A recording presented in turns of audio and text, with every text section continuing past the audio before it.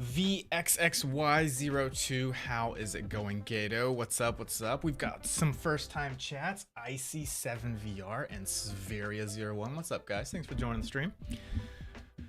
Just getting everything started here. I'm doing great, Gato. How are you? Okay, let's start the TikTok stream.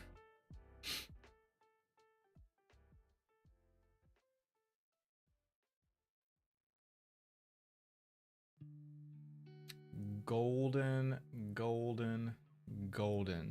Seen all your vids on Instagram, every single one. I highly doubt that. I don't believe you. I don't believe you. There's no way. There's like, I don't know how many videos I have on there, like 100 videos. All my vids, every single one on Instagram. Like you went through and scrolled and watched every single one. That would be crazy. That'd be like a new record. For real, like you actually scrolled at every one. That's crazy, dude. I see. That's awesome. I don't know if anyone's ever done that before. You might be the first. I appreciate it. So, of all the stuff that you've seen, what's your favorite stuff? Like, I'm guessing probably the Lego stuff, but maybe it's the Minecraft stuff, or maybe it's this stuff. I don't know. What is it? There's like more than one vid. There definitely is more than one vid. Okay, guys, we are live everywhere. Discord announcement is done. Music is going. We're ready to get started on the game. But first, as always, let's go ahead and pray to kick us off, and then we will get started with some more game dev. The Minecraft stuff? Got it. Cool. Okay. Thank you, Jesus, again, for this day and for another opportunity to stream and to just do what I love, doing game design. I pray your blessing over this stream, Lord, that it would go well, that I would create work that is excellent and pleasing in your sight, work that is excellent and pleasing to my client. Lord, just help me to be creative today, just as you are creative. I pray, God, that you'd give me even just an ounce of your creativity today so that I can create work that is just amazing, Lord. I lay this all at your feet. I thank you for the stream. I thank you for everyone that joins today. I thank you specifically for VX, Gato, Icy, Severia, and I just pray your blessing over them, Lord. I pray your blessing over everyone else that may join the stream today, and I just pray it'll be a great day. And I thank you for your goodness, Lord. It's in your name we pray. Amen. Okay, guys. Oh, you're joining the Discord. Nice. That's so cool. So you like the Minecraft stuff? If you like the Minecraft stuff, you should go on my YouTube and check out my VODs. Like I have a whole Minecraft series when I first started playing Minecraft, and I go through, like, there's a lot of Minecraft content there. I need to do some more Minecraft stuff. It's been a while. It's been a while. I need to get back into that. I did change my lighting setup. I don't know if anyone's noticed. The lighting is a little bit different. So this whole time, so that plant, it's not new. I've had that plant for a while. It's been just on this side of my desk so that I can see it in my view. But the way that I had the lighting up here, it was just really bright in my eyes, and I didn't like having bright lights in my face the whole time while I was working and streaming. So I switched up the lighting a bit, made it a little bit more cinematic, and it's a lot easier on my eyes now. I wish I could show you the light setup. It's like super, like it looks good on camera, but the behind the scenes of the light setup is so janky. I would turn my camera so you guys can see, but usually when I turn the camera, I'll turn the camera. Let me just make sure there's nothing you guys can't see in here, because there is personal stuff, obviously. Yeah, that should be good. Okay. Yeah, I do have my whiteboard over there. Hold on a second. Okay, I'm gonna turn the camera. Hopefully, fingers crossed, it doesn't turn off. Okay, but look at this janky lighting setup I worked on this morning right before stream. You ready for this? Yep, there it is. It came unplugged. Every single, like, this webcam is so finicky. Okay, I plugged it in. Let's see if it turns on. Fingers crossed. Fingers crossed. Yep, there it is. Okay.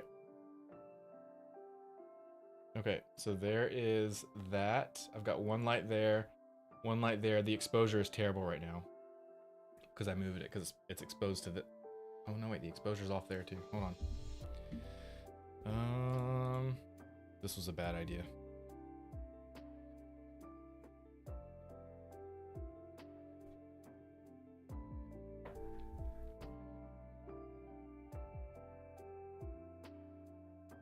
Whose idea was this? This is a bad idea. Okay, there's 2 lights over on that side. Boom, boom. And then, yep, I turn it over this way and it's disconnected again.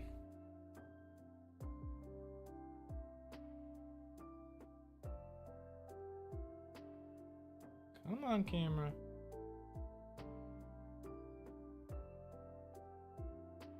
And there's 2 lights right there.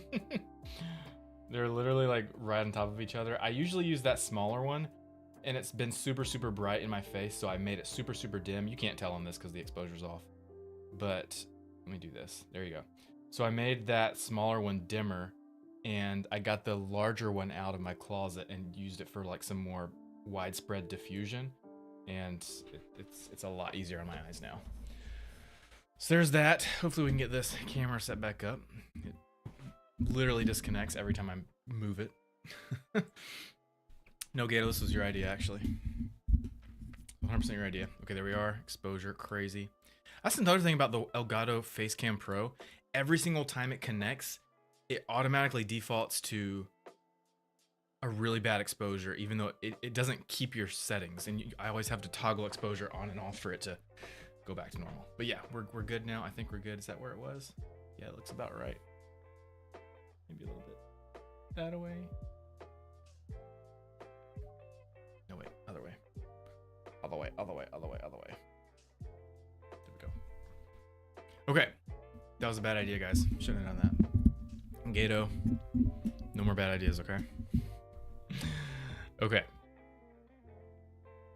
Let's exit out of my face. No one wants to see my face. Okay. Let's see who else we got here. Dog, how did you make the Lego? I made it in this right here. This software that I'm going to be using for game design today. Unity Game Engine. Unity Game Engine. Oh, you do VR content. Nice. That's cool. Like you do VR content like you make it? Like stream it and stuff? What's up, everyone? Skyward Muse and Joel. How's it going, guys? Okay, guys, let's do this. Let's get started. Discord announcements are done. Okay, so I talked about this a little bit on the Discord yesterday. Yeah, because I didn't stream it. I streamed 2 days ago. And then yesterday I spent the day off stream fixing a major problem in the game. Okay. And if you were on the Discord and saw what I said, you know what I'm about to say, but likely most of you guys have not seen the message. So, as those of you know who have been on my game dev streams over the past... Wait, hold on. Why is the vertical stream... There we go. There was like a white line on the very top that was bugging me. Okay, fixed. So, as some of you know who have been on these streams the past few streams, one of the things we've been working on is the lighting system, the day-night cycle. So the whole idea of this side scroller is you work your way from left of the level all the way to the right, and as you move from left to right, we want it to go from daytime to evening to nighttime. The whole purpose being that in the comic book series for this video game, the final boss fight at the end of the level takes place at nighttime. So we wanted it to be daytime, and then you work your way evening, and then eventually finally night once you're at this dock port area. Okay, so that was the whole idea. So we built this lighting system, and it transitioned from day to evening to night. In the game, it was working great on my PC. However, yesterday I tested the new lighting system on some phones, some mobile devices that I have, which that's where this game is going. It's going to Android and iOS. So I was testing it. Why are we lagging?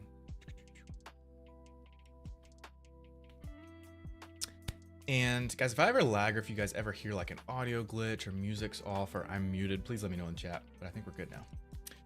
So I tested the lighting system on my phones and the frame rate completely tanked. It got obliterated, okay? So I was getting 120 frames per second on my phone before the lighting system, and then I added the new lighting system and it went from 120 frames per second on my phone down to like 23 frames per second, okay, which is basically unplayable.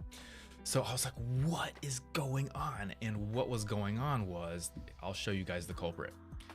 For those of you that care anything about code, let me pull up the script.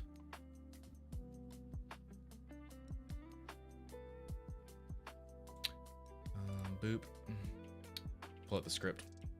So our day-night transition script, there's one line of code that was the culprit of the frame rate drop. And it was this right here. Let me make this so you guys can actually all see it.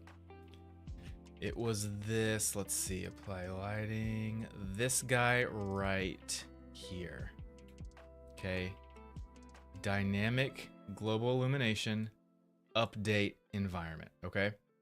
So essentially we were using a skybox. The skybox is this guy right here. Where is it? Skybox. So we're using this skybox. It's basically a 360-degree image of a skybox. So it's got sky, ground colors, and you can change the colors. You can change the atmosphere thickness here, the exposure, and all that stuff. So what we were doing in the script is, as the character is moving from left to right, the skybox updates its look. So I'll actually show you like what it looks like when the player moves. So I'm gonna select the player. Here's the player just in the air selected. I'm gonna move him manually from left to right of level, okay? And you'll see what I mean. So all the way left, all the way right. You see on the, see how the skybox, like the sky and the ground, the colors and the lighting is changing as we move from left to right. So what we were doing with this line is we were updating the environment. We were updating the skybox properties. These guys right here. Where's the skybox?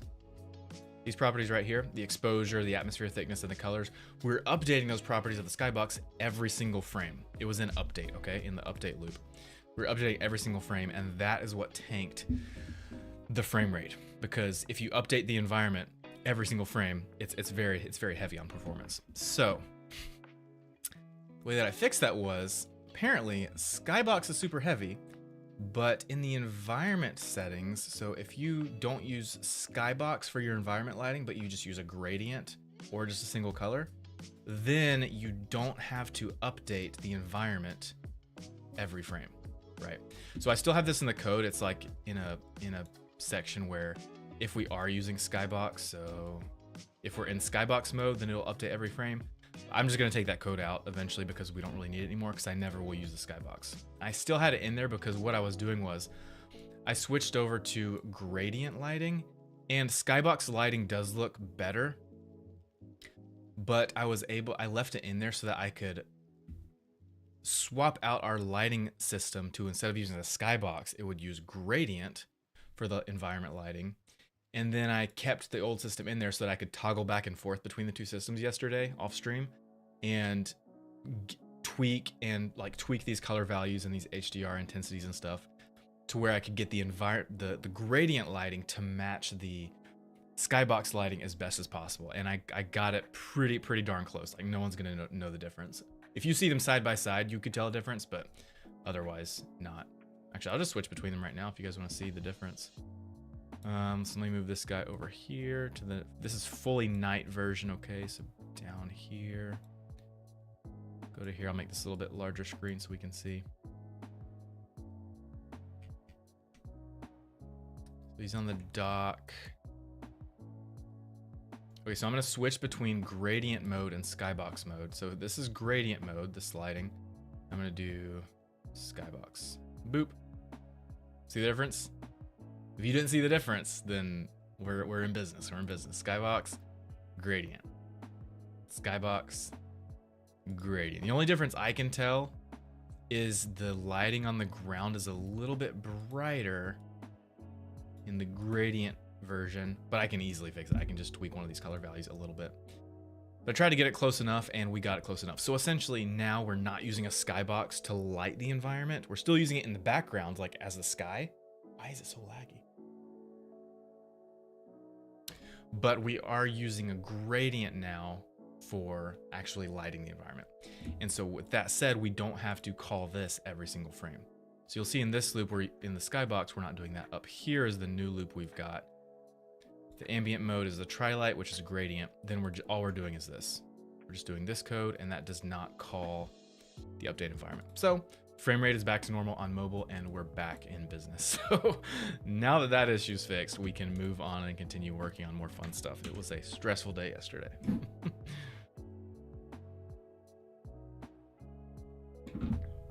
Yeah, let me actually put in, let's go do the daytime switch as well. I'm gonna move drip all the way to the daytime area of the level. Right in here. Why is he so far forward? Let me move him back some. Okay, now let me show you guys the switch. Okay, so this is gradient and then skybox. Gradient. Dude, the lighting on the level looks basically identical. Skybox, gradient. Skybox. There is like you might be able to tell this underside of the level, like these not gutters, what are they called? Awnings, I guess. These awnings. Look at the underside of it. That's where you'll see the biggest difference. Skybox, gradient. Skybox, gradient. And in a lot of ways I actually like the gradient version better, because on the skybox it's like super orange down here, but I feel like that's not realistic. I feel like the gradient works better. It's more blue toned on the underside. I think it looks better. There is some difference on Drip, the main character's gradient, skybox, but it's like, let me zoom in some. Skybox, gradient. Skybox, gradient. It's like so subtle, and I mean, I think it still looks great. It still looks great. It looks the way that I want it to look. So we're good. We're golden, and we don't tank the frame rate anymore. So that's the whole thing with game design, is that you can make things look good and you can use whatever you want in the game engine, but you got to remember that you're editing on your PC, and your PC is always going to be so much more powerful than a mobile device, if that's your end platform. And that is the end platform for this game. It's going to be released on Android and iOS. So it's okay. We're good. We're optimized on lighting. We're golden. Now let's move forward. Barely difference. If I'm late, was it work? No worries, Scralfy. Thanks for joining the stream. I was going to start the stream today at I was ready to start at like 9 a.m. today, which is a little early for me than normal, but I wanted to work on the lighting a little bit, like in my office, to get it not so harsh in my eyes. And it's a lot better now. You tried my app the other day? What app are you talking about? G-Sky? G-Sky? Your app? Oh, no, I didn't try it. No. Yeah, I remember now. No, I did not try it.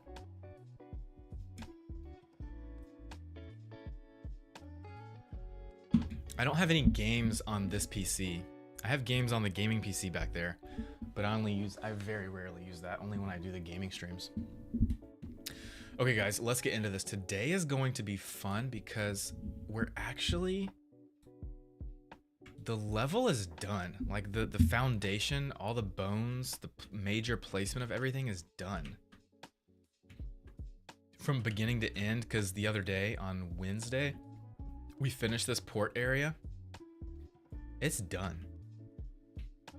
All we have to do left now on level design is just fill in the details, and that's like easy fun part. So we're gonna be working on that today, just filling in the details. And by details I mean like putting in the small stuff, like fire hydrants, manhole covers, dumpsters, trash, traffic cones, traffic signs, lights, all sorts of stuff, all the fun stuff. And we're also, with that, I need to go ahead and start working on the damage system. So we have damage dealt between player and bad guys, but client wants the ability for you as the player to destroy things in the game, which is cool. I mean, you can do that in most games. So like this cop car over here. Not sure why the main superhero character would be destroying cop cars, but like if you punch it or if you pull your staff out and you hit it, then it will destroy the car. And the whole idea is when you destroy stuff, you can collect crystals, and the crystals in this game and in this comic book are what kind of energize his suit and his weapons and stuff. So that'll help it'll give a lot more of a game mechanic. Love the dock the most. Yeah, the dock looks really good at night. I agree. So cars, this gas pump maybe you could destroy. We do have like this dumpster here. We'll put a lot more of these in the level, but if you destroyed this, like each time you hit it, it would knock it around and then destroy it. And then you could collect some crystals from that. You could destroy this thing. So that's the whole thing. So client wants to be able to destroy things in the game. Now, I was going to go ahead and fill out the level with some details today, but I think we actually need to build the damage system first, at least a bare bones version of it, because I don't want to put out all the detail objects and then write the damage script and then have to go through and put the damage script in every single thing that we placed. So I'm gonna go ahead and make it so that when I place stuff, then it already has the damage stuff applied. So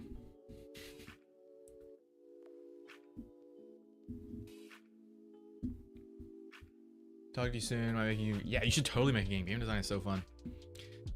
Justin, what's up? Is that a real plant? No, it's a fake plant. I've had that plant for a while. It's just been on that side of my desk, like in my vision. But I wanted to, I don't even know if I'm gonna keep it there. I just moved it there to get it out of the way so I could put a different light over here because the lights were really harsh in my eyes when I was streaming. And so I wanted to change up the lighting a bit so it's not so harsh in my eyes, which I did. I fixed all the lighting, but don't know where to put that plant yet. But that is a fake plant. Thanks for the follow, Calbean. Means a lot. And Brendan and Eulogia, thanks for joining. Okay, guys, let's do this. Let's do this. Damage system. Okay, so lighting system is now optimized. It doesn't tank the frame rate. Now it is time to do this. What's that under there? What's what under where? Okay, something is going on with my graphics card because the monitor up there keeps turning off. I keep like jump lagging. What is what, Gato? Okay, but I'm gonna run from beginning of level to end so we can see the lighting transition, and then I'll go ahead and start working on the damage system. Boop. Wrong one. Player. Okay.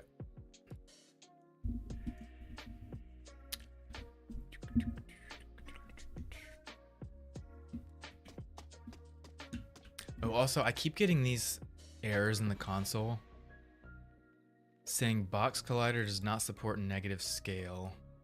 And what is it talking about?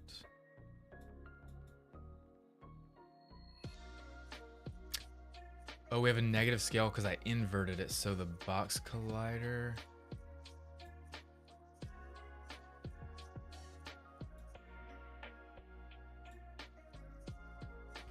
Because I inverted the scale, this Box Collider has a negative value. Okay. So anything that I inverted needs to be fixed.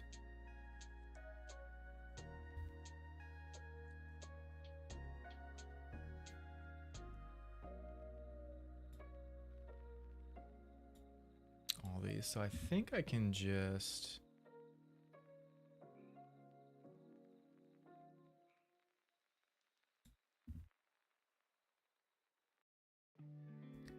Box Collider does not support negative scale or size. Do I have a negative? There's no negative size here.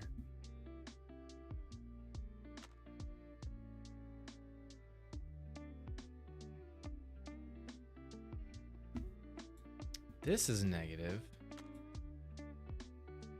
So could I just reset this Box Collider maybe? Remove.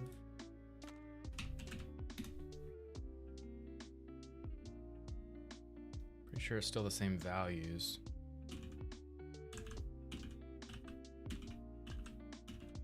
Yeah. I'll just leave it for now. I did see that there was, not these, but these dock posts. They're flipped for some reason. I don't know why they're flipped because I mirrored that side to the other side in Blender. So those ones we can easily fix. It's just two dock posts, 24 and 22. I'm gonna go ahead and Blender real quick and re-export that. So let's see. So if we go to face orientation,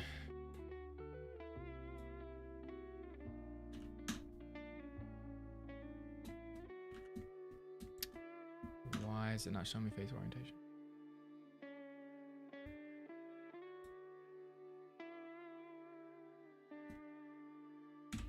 Oh well, yeah, so the scale is inverted right here. So that's an easy fix. Just take those, apply the scale, Now you can see the face orientation is backwards. So just grab both of them, select all, then Alt N, recalculate outside. Now the faces are flipped, and now we're good. So now we can export this, but we don't want to export this guy.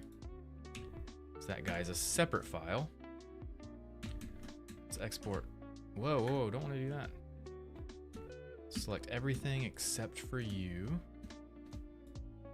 Do File, Export, FBX, Doc, and then Selected Objects, Export. Okay, so that fixes that problem. Now I just need to go copy it over. Tooland mobile game, Tooland assets.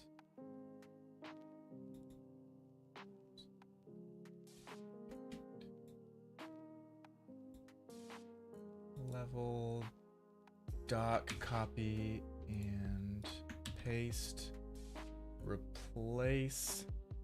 Now when I click in here, it should update. It's all negatives right here. You see at the top, and I'm gonna click. Boom, all positives, and we're golden. Everything looks the same, but now they're not flipped. Perfect, and we should get rid of those two errors. Play the game, make sure we don't get those errors. Joe got ruined because my message got held for review by Automotive. Oh no. Oh, I see it up there. He made you say underwear. What? That is so dumb. Held a message for a reason. SEX based terms because someone said underwear. That's kind of strict. Okay, so we're not getting those errors anymore for the posts. We are getting them still for these buildings. Let me just fix that one building real quick. It's only one building. And it's because that building is inverted. Oh, it's also not the right spot. Needs to be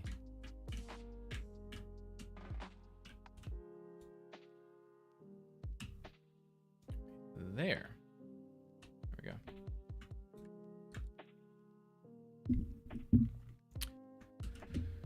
Okay, so how can we get this the right orientation without inverting it? So, whoa. So inverted is like that, but it's obviously using the wrong side. And I can't just rotate it. Because if I rotate it,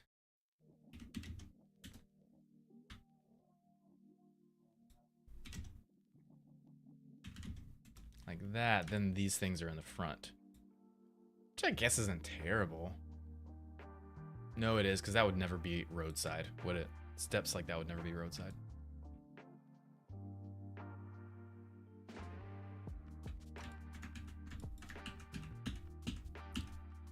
So -1, let's see building house 14. Maybe there is one.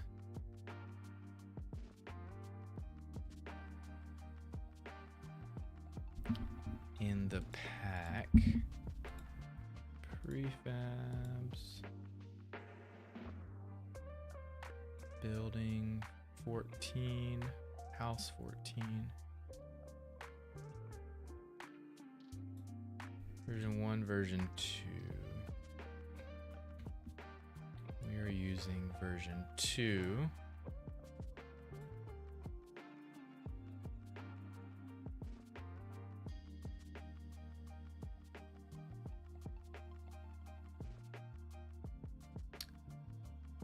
So version 1 is actually correct. If I turn it facing that way. So that's correct. The only difference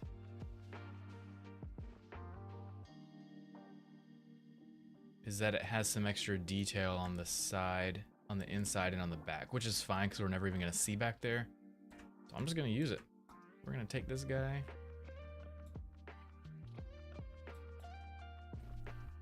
Nope, not you. Oh, yes, you. I'm gonna delete you. Use you back here.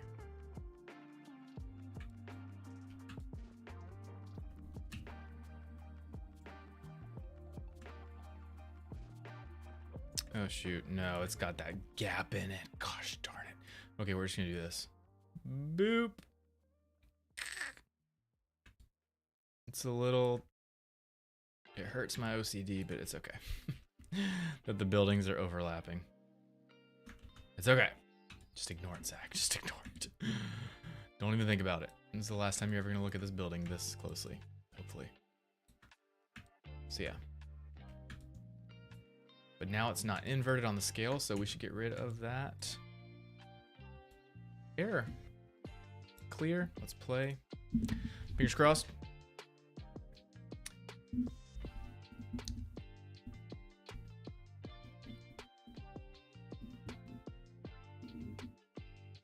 Dude, what's that under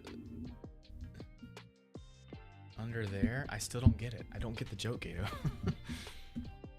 And then stop. Okay, so that is cleared. Okay, cool. Project using compatibility mode. Oh, render graph API. Okay. Okay, all of our errors are good. Now let's actually start working on the damage system. But first, let's catch up on chat. When you do the Lego characters, I did a Lego stream a few nights ago. I might do one. Oh no, probably not tonight. Tomorrow, maybe? Saturday? Cyanide, how's it going? Welcome to the stream.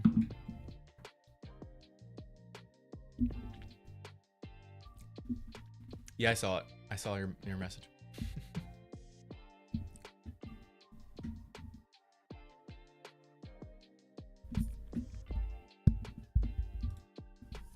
Okay. Here we go. You guys ready?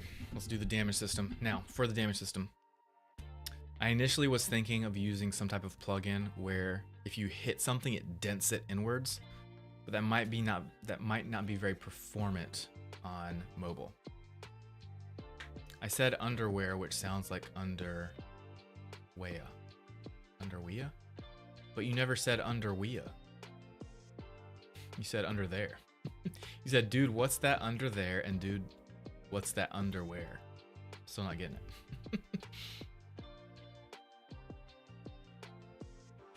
Maybe Gato, maybe practice the jokes a little bit more and then come share them on stream. Okay. Here we go. Damage system. So I was thinking of an idea for a damage system. I'm not sure if it's gonna look good or not though. But what I'm thinking for the damage system is to every single object that you can destroy, when you hit it, it will just do like a rotation, like a wobble, a rotation wobble. It'd be like a random rotation wobble every time you hit it. And then each item that has that script on it, it has a certain amount of health, and depending on the item, if you hit it a certain amount of times, it loses its health and then it will completely disappear. And then we'll have like not an explosion, but some type of effect that will be like a explosion effect type thing. Obviously not like a fire explosion, but like, I don't know, let's look up Unity asset store. We're definitely gonna use an asset pack for effects.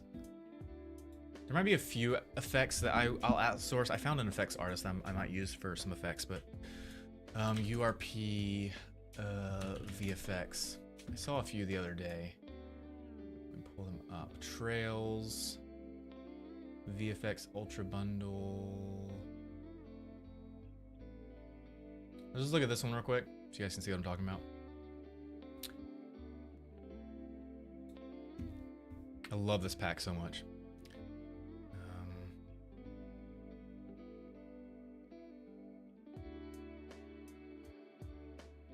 Little explosion thing. So not that. That's more of like a fire explosion. But it looks so cool. Doesn't that look cool? So I want to find like a generic, like a sparky explosion kind of thing. Not fire burst. Maybe smoke. But you guys know what I mean, like some type of effect that when you destroy something, that effect will... Something like that, maybe. It's just like sparks. That might look weird on like a fire hydrant though. Might need like a dust thing, like a dust or fiery explosion type thing.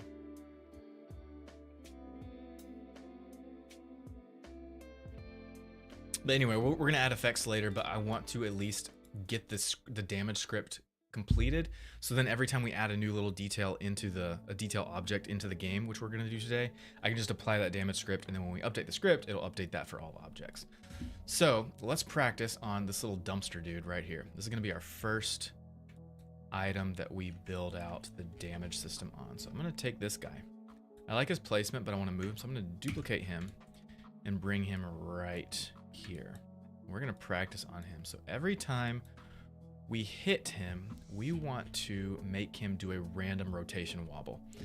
Not sure how this is going to look yet. It looks good in my head, but we're going to have to implement it first and see if it actually looks good or not. So let's go ahead and add a script to him. Trash can. Okay. Let's do this, guys. Here we go.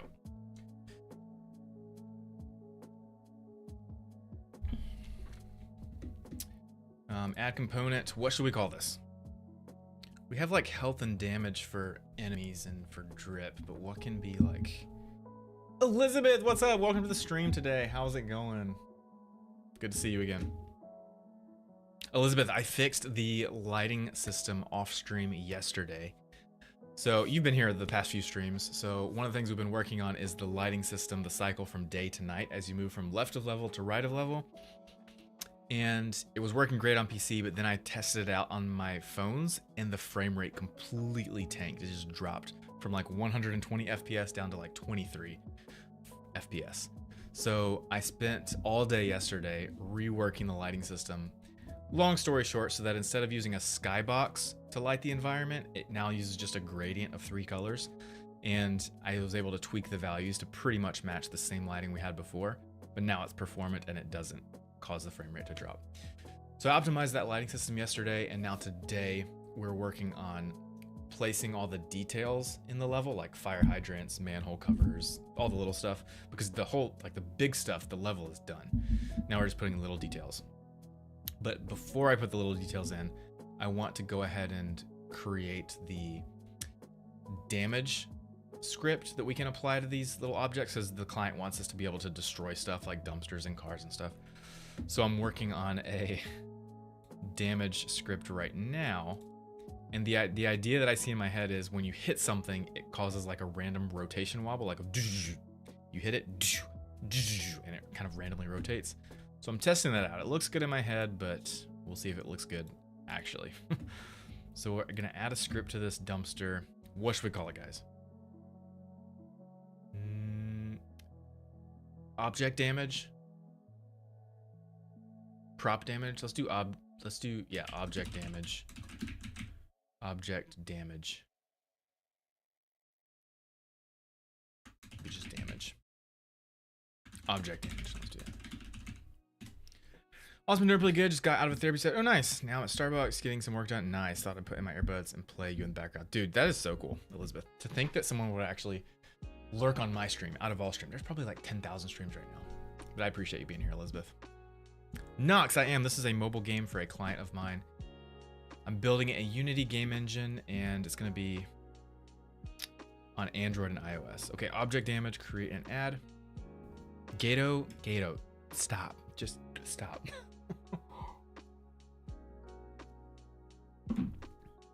Okay, object damage. Script did not load.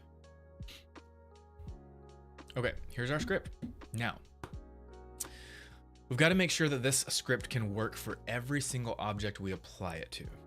Okay, so we need to randomize the rotation of that object. For some objects like this trash can is the only object, like it has no child objects. But for some objects like the cars have multiple objects. And so if I just randomly rotate this, it's going to rotate the whole car. I think that looks terrible. So we need to only rotate the center part and leave the tires alone. And that would be this guy. So if this part wobbles,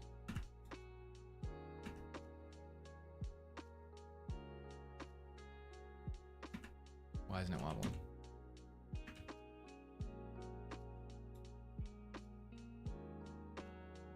There it is. So look at that. Like that actually looks good. Like a rotation wobble there when he gets hit. That's gonna look good because the tires are staying still, and that's what it would happen in real life if you like really hit a car. So that's gonna look really cool. So that part of the car is not the parent object. It's not the top object in the hierarchy. It's a sub object. So, and I want this script to be, I think, always on the root object, but maybe not always necessarily call the root object. So let's do this. Let's do public game object to damage.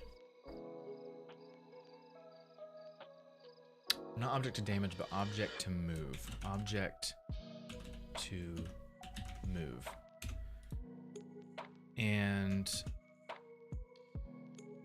so then on start, if we don't manually set what that object is, then just treat this object as. So if object to move equals null, so it wasn't provided by me in the inspector, then object to move equals this game object, so always the root. So by default, it'll always rotate the object that the script is attached to. Otherwise, if you supply an object, then it will rotate that object instead, okay? So then we need to call the rotation. Actually, let me do, let's make a new method that will, what can we call it? This method will jiggle the object, wobble the object, it'll wobject the obble. It'll wobble the object.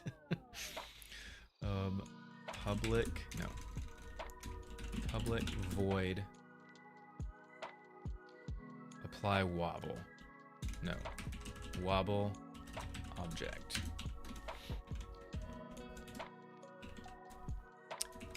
Wobble the object when called. Okay. Okay, so it's going to do object to move,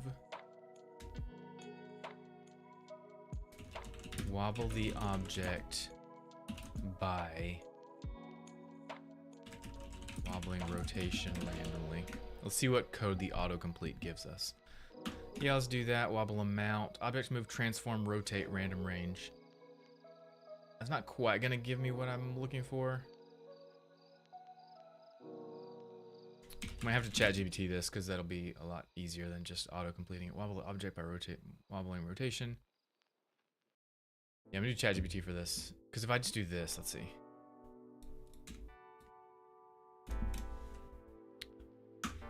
That's going to, when we hit it, it's just going to like jump it to a random different rotation every time. That's not quite what we want.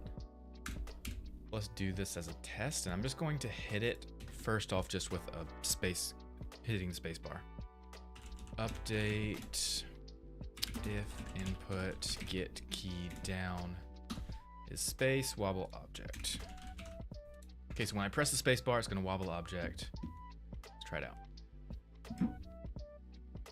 Yeah. Should do wee woo when you hit it. Oh, on the cars for sure. Yeah. That's a good idea. Okay, object to move none, so it'll move that object. Let's try it out.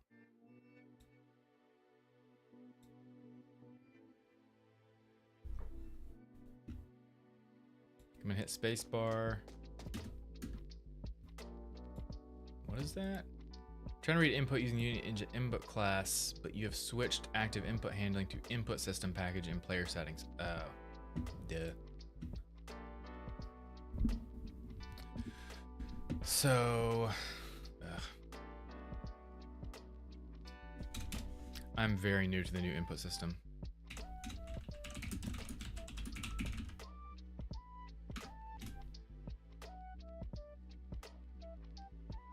That is not the new input system.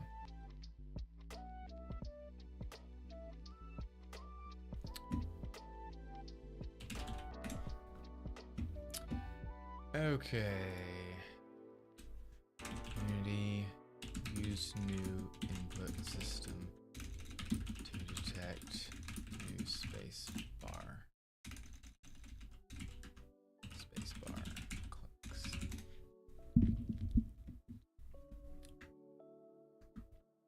No, I don't use input actions. It takes too long. No, don't want to do that. Don't want to do that. Don't want to do that. No, no.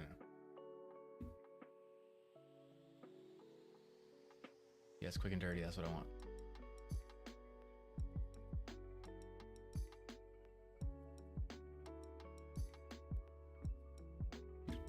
Okay, so if keyboard, I'm very new to the new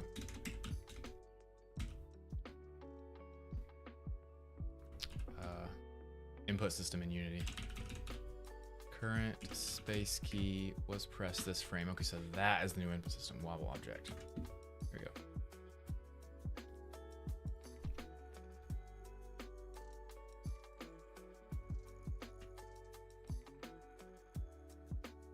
Okay, now let's test that rotation. It's gonna look terrible. Bump, bump, bump, bump, bump. Yes, that's exactly what I told you guys. Every time it randomly it's just rotating to a new position. But we want to wobble it in place. So like when you hit, it's normal rotation, but then when you hit it, it like wobbles randomly and then kind of settles back down to its normal position. Let me actually try one more real quick with autocomplete, and then we'll do ChatGPT if this doesn't work. So wobbly object rotation around randomly and settle back down to original rotation.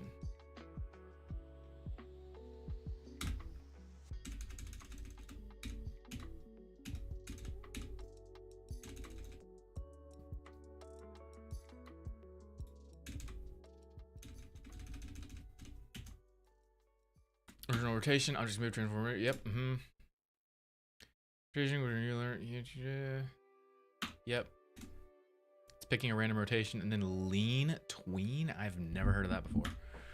Rotate. That's a plugin. So autocomplete is pulling code from a plugin that we are not even using. So we need to make sure that we are using DG tweening. Using DG tweening.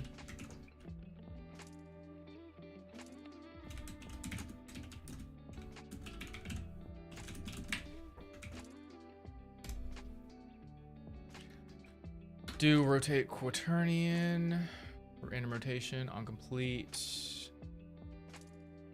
This is still not quite gonna work. It's gonna give us just like one wobble rotation, I think.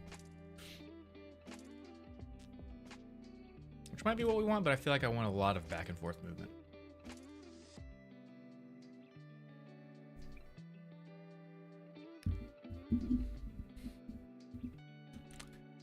Okay, let's spacebar. Close. It's definitely better than before. So imagine we're hitting it right now, okay? I'm actually liking, I think this is gonna work. Not this version, but the whole rotation idea. Like when you hit an object that's damageable, it applies a random rotation to it.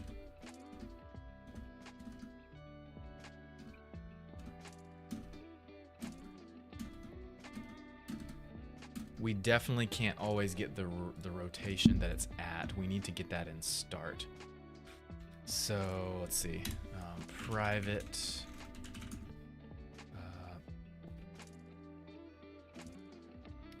what we need to do, we need to use this and get it in start. Store objects, original rotation. Okay. Private quaternion. Yep, original rotation. There we go. Now we're storing the original there, and then we do that there. Now no matter how many times you hit it, it will always settle back to the original instead of the new original. The new original. The new original. Okay, spacebar, bunch of space bars, always settling back to that. Yeah.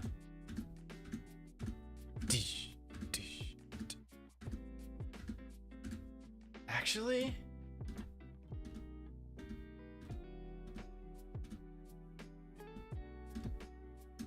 Like I wasn't quite envisioning it staying that like rotated randomly for so long. I was envisioning like you hit it and it goes like a do do do do do do do. But this, it kind of feels like really squash and stretchy, kind of like it's actually feeling some impact from your hits. So let me see what this actually feels like if we hit it instead of you just using spacebar. So let's not use spacebar anymore. Let's use, okay. I think for this, instead of putting the code in here, we need to go to our weapon code to deal damage. Oh, wait, hold on. It's not the weapon code. It is, let's pull up drip player. Let's find his hands for,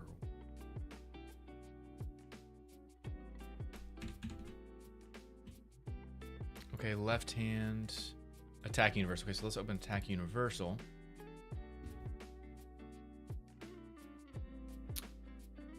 Okay, so this script is set up for attacks on enemies.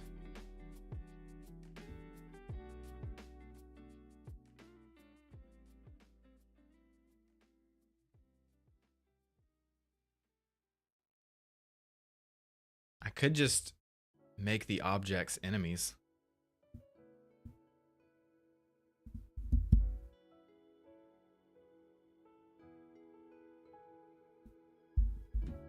So then the script already works. If I just make all the objects enemies. Let me just double check that would actually work. So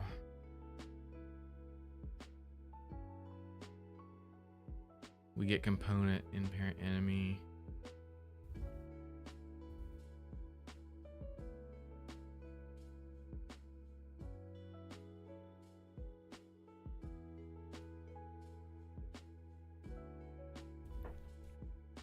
It gets the health script. Spawn damage text.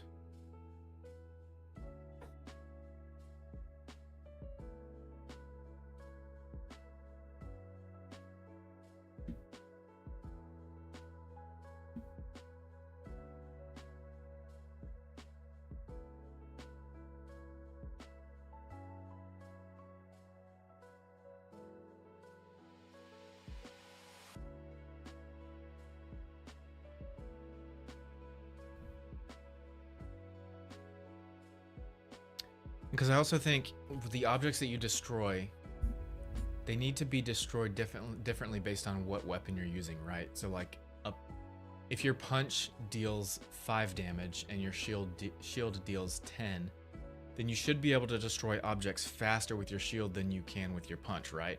Or should objects be destroyed at the same rate for no matter what weapon you use? I don't want to overcomplicate this, but I feel like objects should have a health. It's like a car would have more health than a dumpster, maybe, right? We could just make it really simple, like every single object has 3 hits, and it's destroyed. But I don't want to do that. I kind of want to give everything health. Every object has health. Depending on how you attack it, will take more health away or less health away. So we already have that in the enemy and the health script. The only thing is there's a lot of extra stuff in those scripts that we don't want for objects. Like health script, let's see. Like if is player drip enemy, apply damage.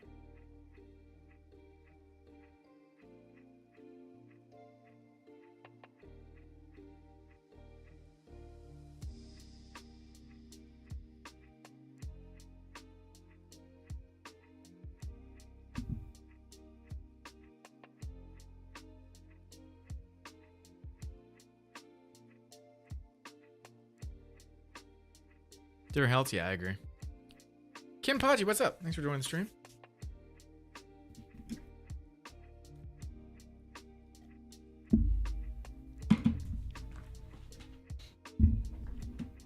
need to call this script, okay? We need to call this object damage script so we can call the wobble object when we hit it. Now we're already calling hits.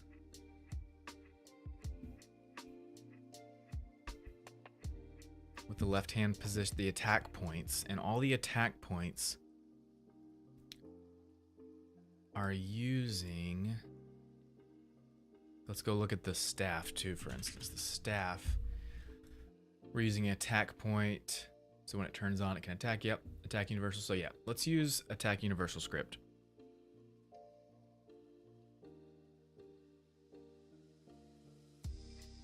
We already have damage stuff in these objects. So let's edit the attack universal script.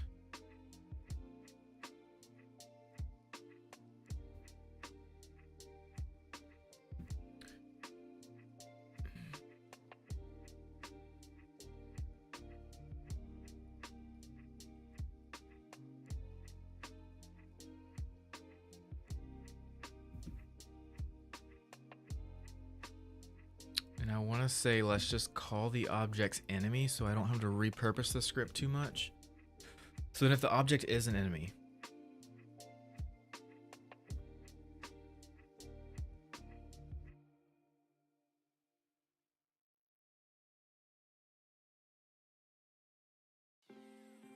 bool is player, okay. Okay, so that wouldn't run. If attack type equals that, that would all run, that's fine. Detect sphere collision.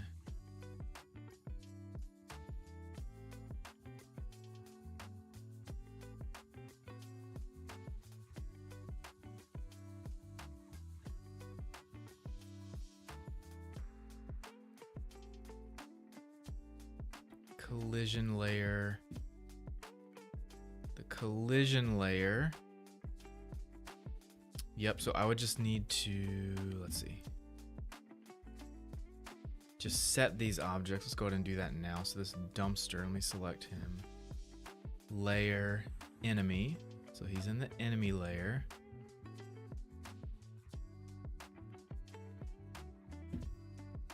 I don't quite like that. I feel like that might come back to bite me later. Calling the objects enemies.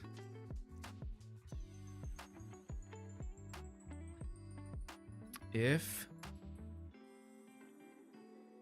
the object we're hitting, so the dumpster, if the health character died is false, then tell the enemy, so we need an enemy script on that he got hit.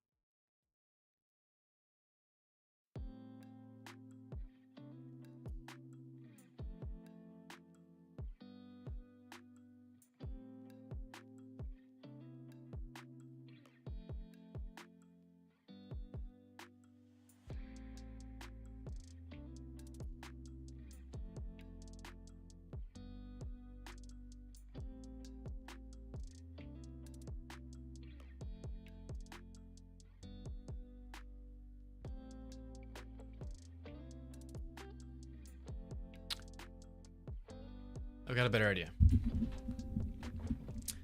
Sorry guys, it's taking me a little bit to think about this. I don't think I can just take that layer mask.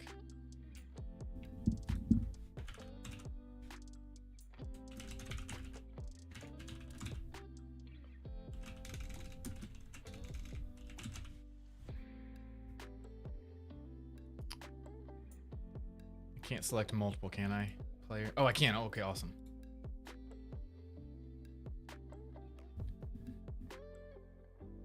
Okay, so let's actually put that object into a new layer that we're gonna make. Not enemy, but add layer. We're gonna call it object.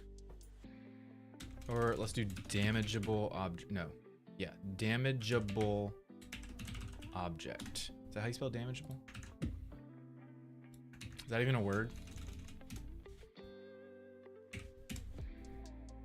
It is a word, and I spelled it correctly. Nice. Damageable means something that is capable of being harmed, injured, weakened, or destroyed, or susceptible to damage. Damageable object, okay.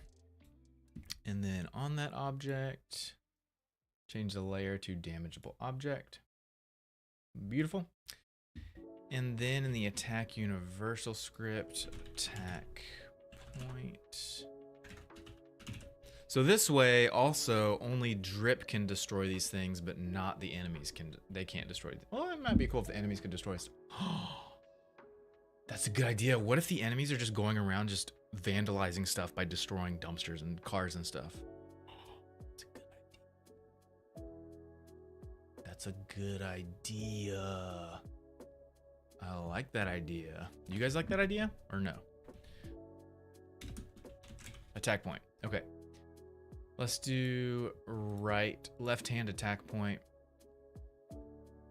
collision layer, enemy, and damageable object. Okay.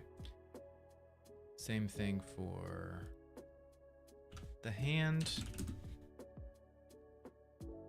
right hand, enemy, and damageable object.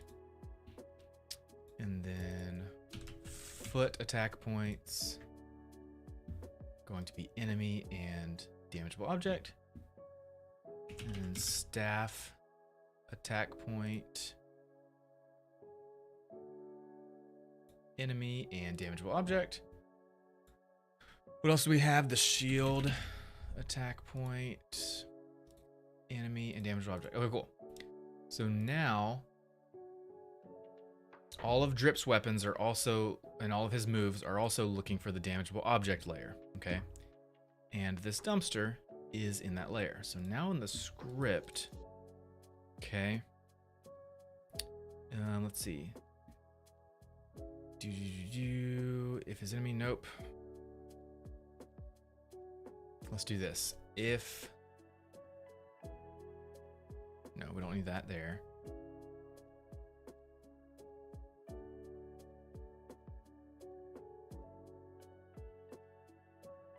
If we're the player, which we are, we'll deal with enemy stuff next.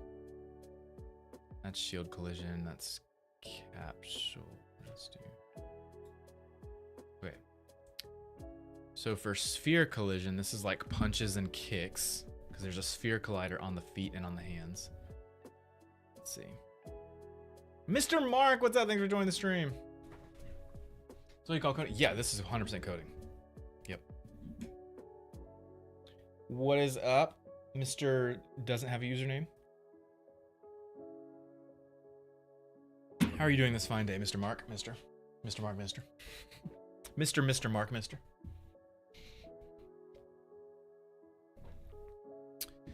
Okay, so if his player, so if hit is,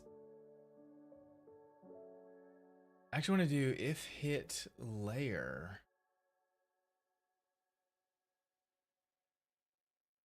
Hold on.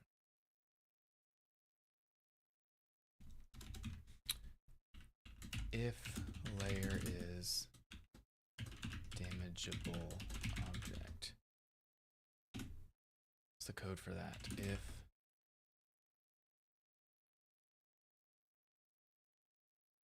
yes, there it is. Look at that. It's already connected to our other code. Awesome. Tell object it got hit. Beautiful.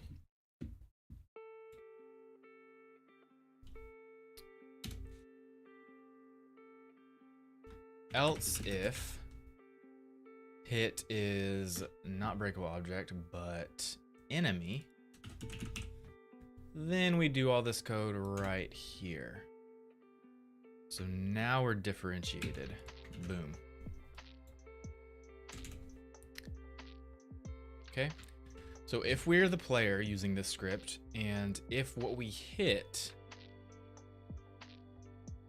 is a damageable object layer, then hit O, get component, object damage, wobble object, boom. Else, if the hit is the layer enemy, then continue to do all this stuff. So that should work for punches and kicks. Let's test it out. I'm nervous, guys. I'm nervous. Did we take the spacebar stuff out? Yes. Guys, here we go. Mr. Yuki, how's it going? Boom, what's up? How's it going? Thanks for joining the stream. Okay, guys, let's test it out.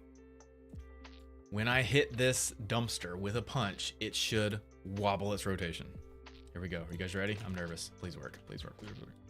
Yes, let's go. Yes.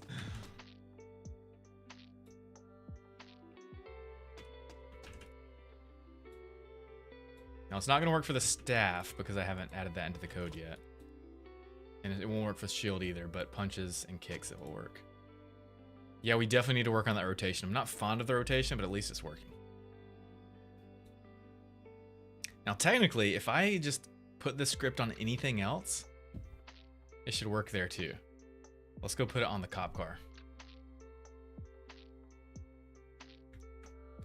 But not the root of the cop car. We're going to put it on this part of the cop car, so only that part rotates and not the tires. I'm so excited about this. I hope this looks good. I hope this looks good.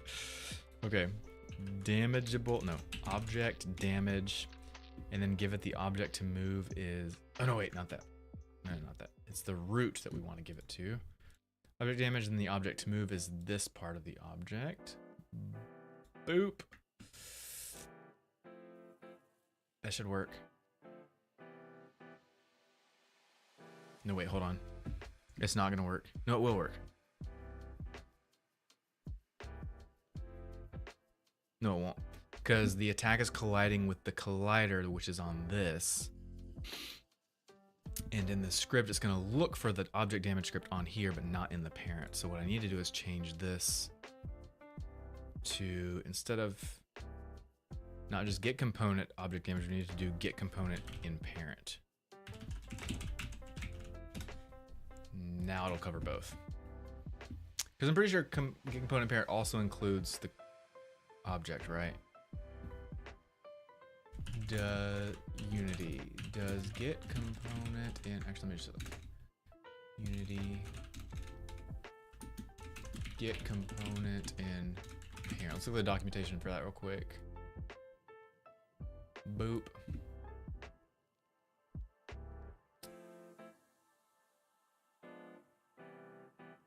Returns, yep, gets a reference to a component.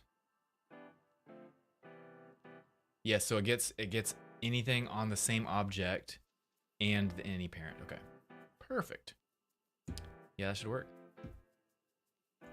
So it should work for the dumpster now and the cop car. Here we go, guys. I'm so excited. I hope it works. Please work. If it works, it's gonna look really cool. Here we go. Here we go. Okay, so dumpster still working, great. Here we go, cop car.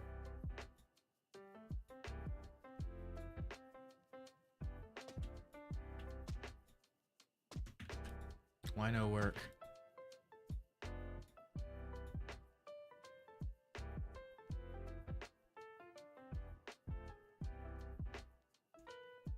It should be rotating.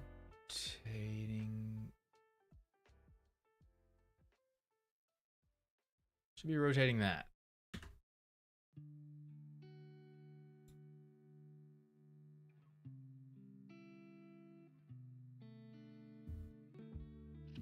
Get component in parent, object damage, then wobble object. So over in object damage, wobble object.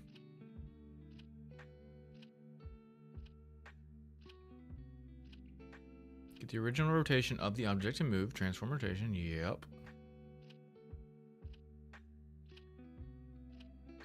Random rotation equals original rotation, angles plus that, yep. Object move, transform.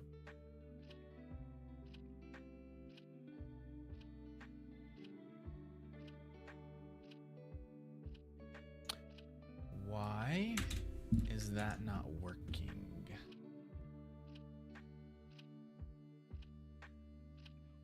Nice, Mr. Mark. I'm doing pretty good. I spent all day yesterday troubleshooting and fixing the lighting system, because the lighting system that we've been developing over the past few streams, where it transitions from day to night over the course of the level, it was working great on stream and on my PC, but then I put it on my mobile devices and it tanked the frame rate from like 120 FPS down to like 23 FPS. So I spent all day yesterday optimizing the lighting system. Essentially what was happening was we were using a skybox to light the environment, and we were updating the environment every single frame, and that is a huge performance killer apparently on mobile devices. Or on PC too, but you don't really notice it because the frame rate is a lot better. Or the graphics performance is a lot better. So I switched from using a skybox to using a gradient, and then we didn't have to update the environment every single frame for that to work. So lighting still looks basically identical as it did before, but now it's highly optimized. No worries, Mr. Yuki. Thanks for joining the stream. I hope to see you again next time soon. Splitting damage and visual feedback so you can have precise control. Yep. Could use a bit of tweaking. I'm seeing you're using an easy. Oh yeah, we're definitely. I'm gonna tweak the rotation. It does not look. It's not looking how I want it to. Seen the Road to Vostok Trail? I have not. One man game is crazy. Looks like. Is that a one man game? That's cool. That is cool. Okay, I don't know why this car is not working. Oh, I know why. I know exactly why. It's a super simple fix. Look, the police car is not in the damageable object layer. So all I got to do is switch the layer to damageable object. Yes, change children. Boop. And now it will work. Except wait, we don't want the tires to be damageable. So hold on, and does the root always need to be damageable, or just the thing that is going to be moved? Yeah, let me undo that. And only set this part to damageable object. Now it should work. I'm excited, here we go.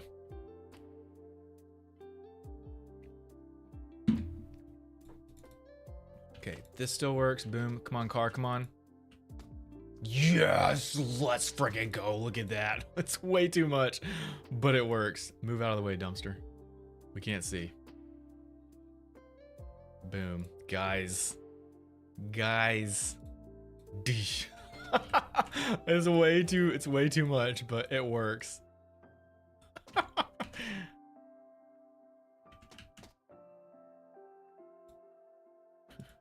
Imagine this with the sound effects and stuff. Okay, so yeah, we definitely need to adjust the amount on that. So let's do like 7. Half as much, basically. Guys. We need to work on the rotation. It's not quite what I want, but it's working.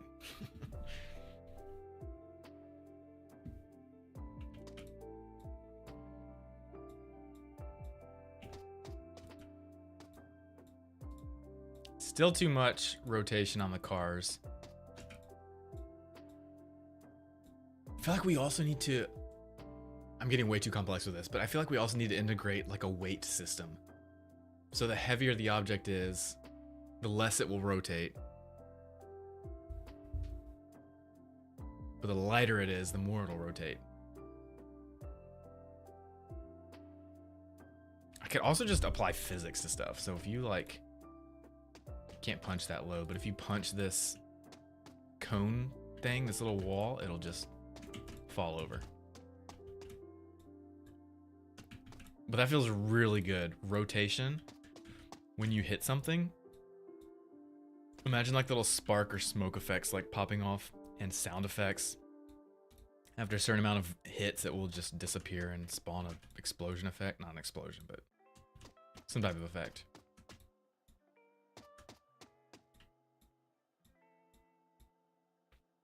Okay, let's work on that rotation. I'm gonna use ChatGPT instead of the autocomplete stuff.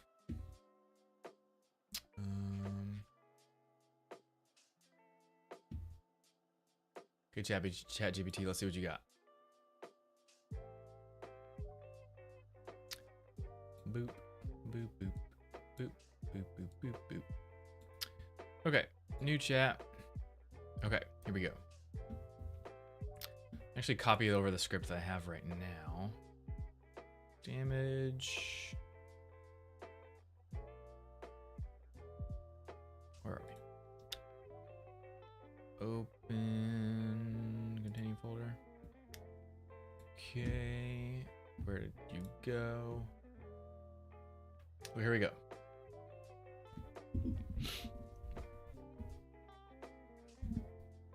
Actually, before I do that, I'm gonna remove the code that I have in here because I don't want it to think that I want anything like this.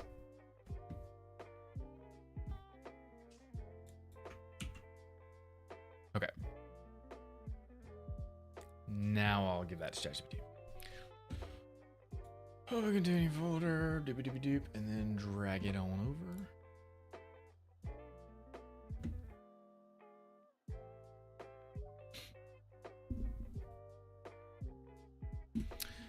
Okay, chat, so this is what we got to do. So I've got this object damage script, and currently the way that it works is the wobble object method gets called when it gets hit by a weapon, okay?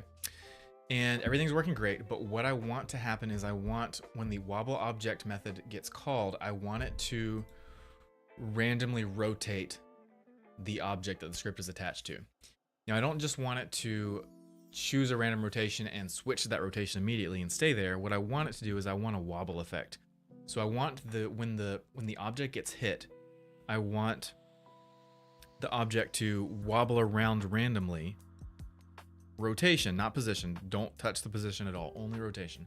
So when the object gets hit, wobble the rotation a little bit back and forth. And the first wobble is going to be the most extreme wobble.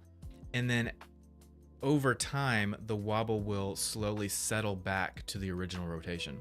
So object gets hit, immediate wobble rotation to the extreme value, and then it slowly wobbles back and forth a bit until it gets less and less to the original rotation. So just create this wobble effect for the rotation. That's all I want.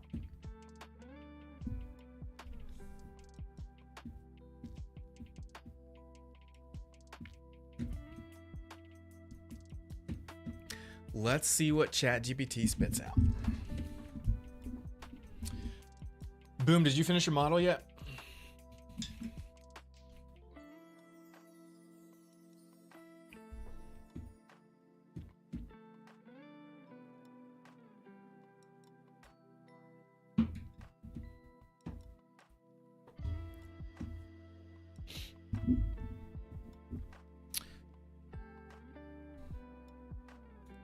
I'm actually going to go ahead and start applying this to all the objects in the scene that we have, okay? So, and actually I'm going to put that on the prefab so that every police car like that will just already have it. So, let's see. Add a component, apply. And that.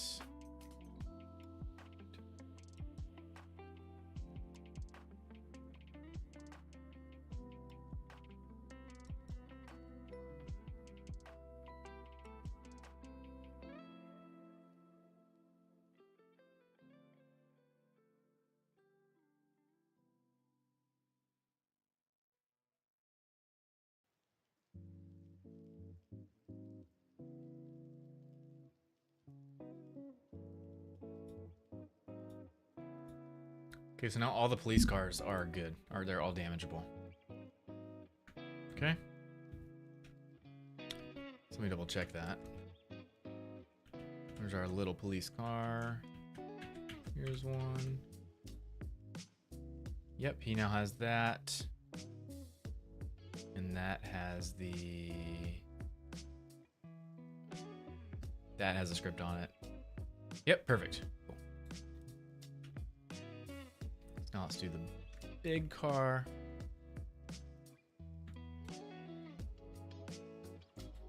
Big car, object damage, object to move is this one.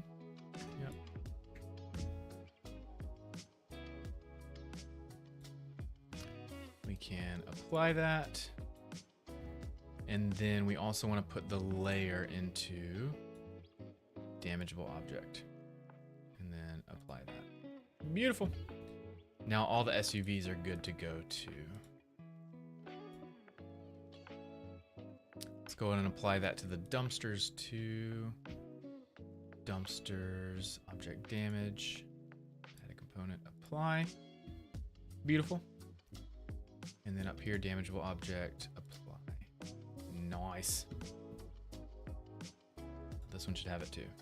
Yep. Okie dokie.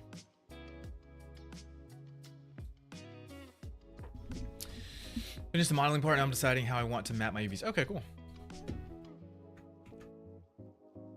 Okay, ChatGPT, you got something for me? Okay.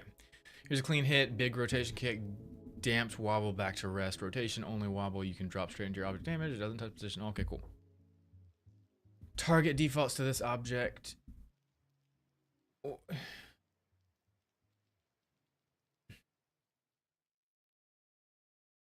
Why are you giving me all this extra stuff? I don't need this, if true.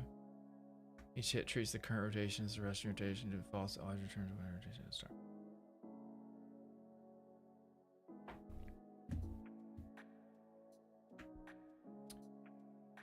Max angle. Cool, that's fine. Duration. Frequency. Damping.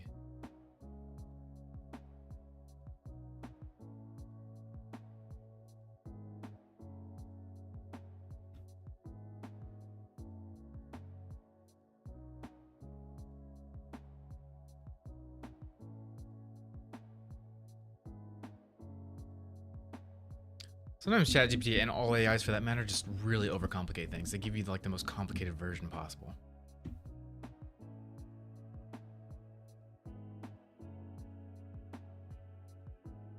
That's so unnecessarily complicated. Radians and cosine? What the frick?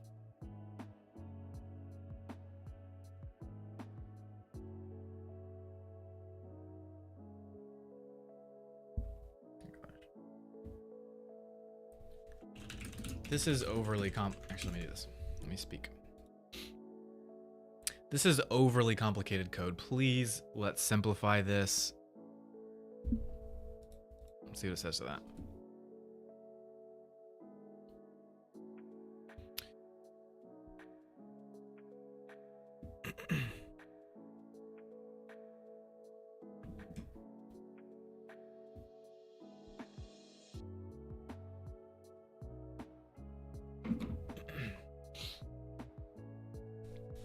Inside a coroutine, start rotation, axis, random on.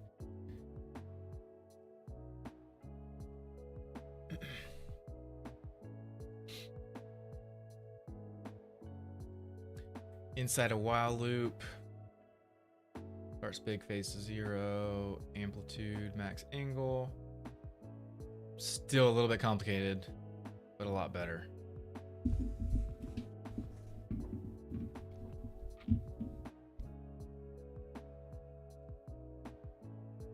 Steven, what's up? Hey there, just checking in as the new guy. Have a great stream. Thanks so much, Steven. Appreciate you being here.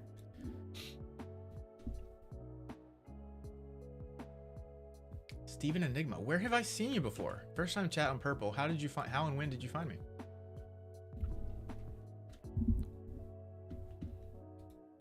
Punch.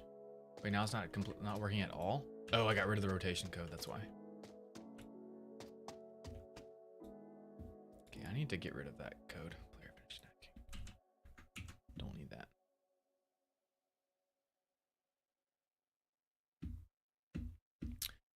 Okay.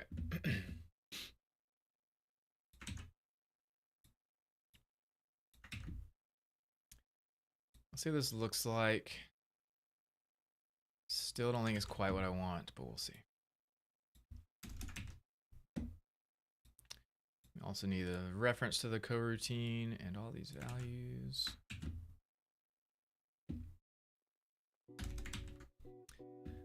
Coroutine, yep, okay.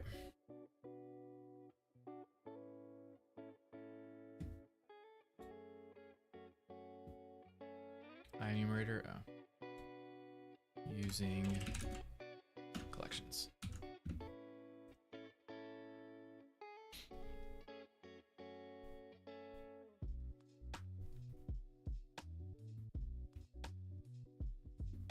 Okay, max angle, wobble time, speed. Okay, let's see what this looks like. Here we go, guys. Does he look great or terrible? Punch, yeah. So it's doing what I want. It's definitely doing what I want, but it is way too small and it's way too fast. So max angle, that's fine. Wobble time, 5. So let's go back to that. Speed, let's do like 5.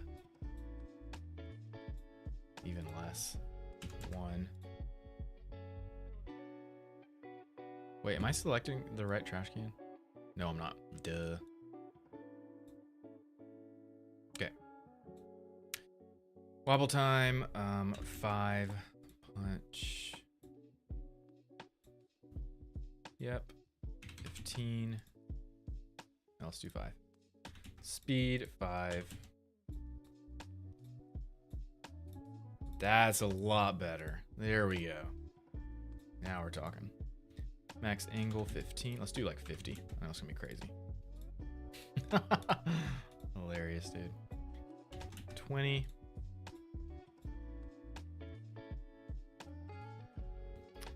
Decay is set to 10. Let's do 1. Definitely not. 10 feels good. Maybe 8.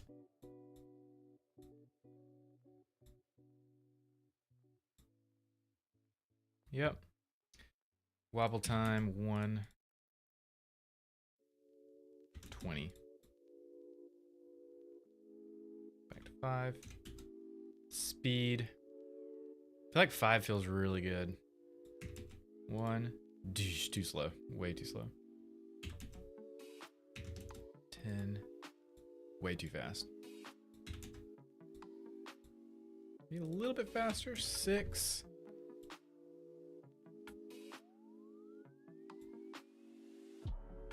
What do you guys think?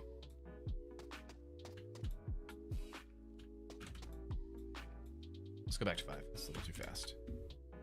Then max angle, 15.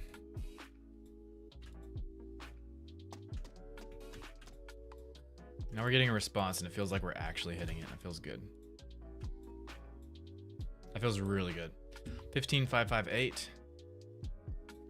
15, 5, 5, 8.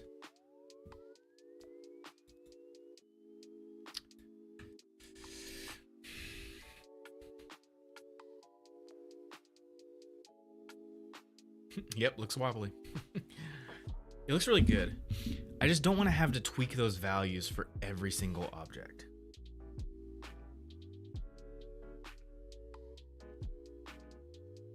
I do want to tweak. I want to bring like weight or mass into this. Okay, so like the bigger and heavier the object, the less wobble. The smaller, the more wobble.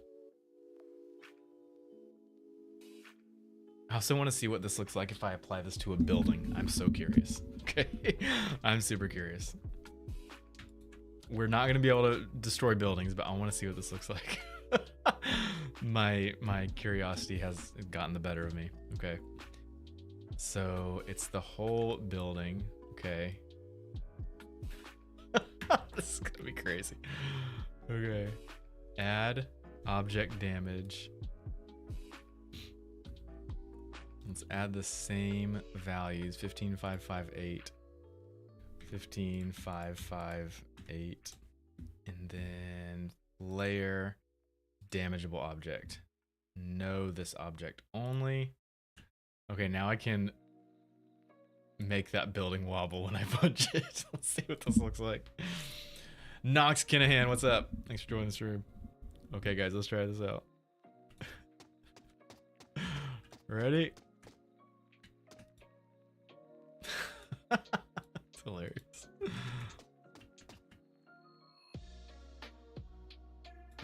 We need we need to make like a cheat code in the game that makes all buildings damageable. And you could actually like just destroy this building. See up here. Dang, why is it so floaty? It's because I messed with the character controller radius, that's why. It's weird. Oh no, I know why. Because we changed the layer. Okay, so look at this. The same thing's gonna happen on this guy. Yeah, it's not letting me land on it. Because the falling script is checking is grounded against only the default layer, but we need to check damageable objects too. So player armature, go to, where is it? Ground layers. So currently ground layers is only default enemy, but we also need it to be damageable objects. Now that's fixed. Cool. Coolio. Imagine the building that we lived in was like that. That would be crazy. Okay, so now we can actually jump on this still. But the collider for this dumpster is super tall. And we can jump on the car still. Yep. And punch it. Need to fix that. Boot, punch the building. That for real needs to be a cheat code.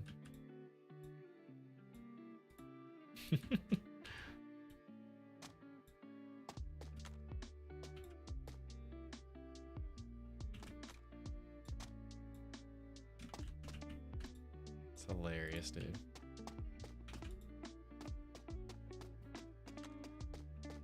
Jelly building, punch the building. Yeah, I don't know what it would be called. It's like that wobble, those wobble values feel really good for the dumpster. What if we did this? Like, let's take this building and just decrease the values by a lot. So it's not so extreme. And then we can just make it so that if Drip is fully energized with lots of crystals, then anytime he hits a building, it actually makes the building wobble, but just a little bit. 2. That's still a little extreme. 1.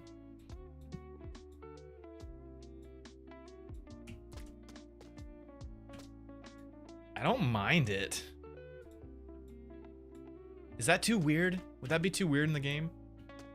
Like, imagine your meter, your power meter is fully charged. When it's fully charged, you can punch buildings. And it will actually wobble it a little bit. Is that too weird a thing?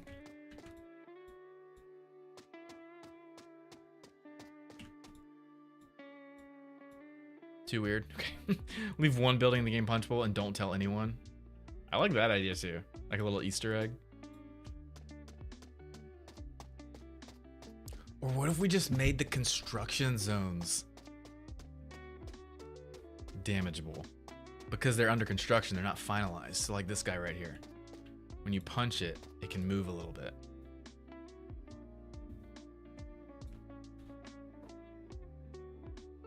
I gotta ask my client. But I like that idea.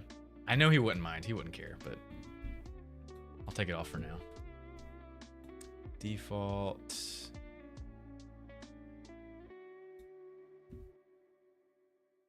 Move.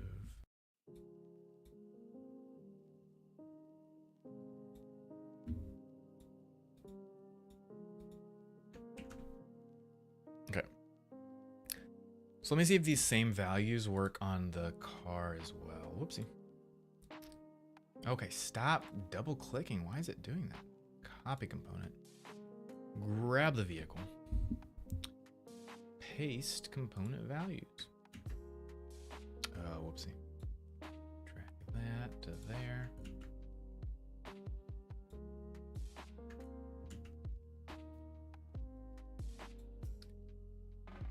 What I would like to do is give every object a weight value, and then based on the weight, that's how much it rotates or not. Because like that's too much for the police car, and plus it's rotating the wrong thing. Why is it rotating the wrong thing?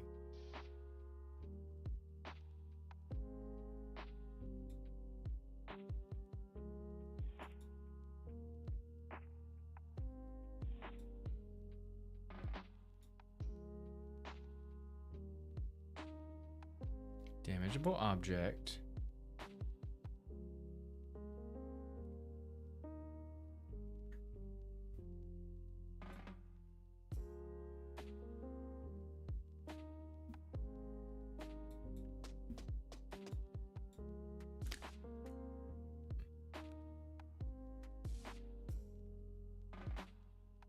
Oh, ChatGPT changed my script. That's what it did. Okay. So here, instead of this,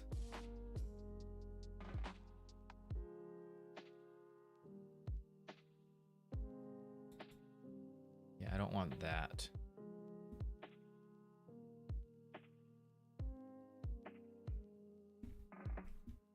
Get rid of that. Instead of start, I want to use original.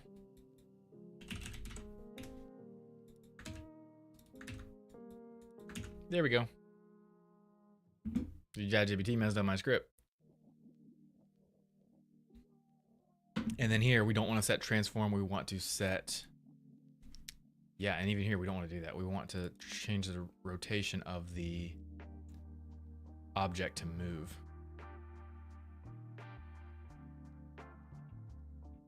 So object to move transform local rotation equals rotation. Do. Object to move transform boop boop.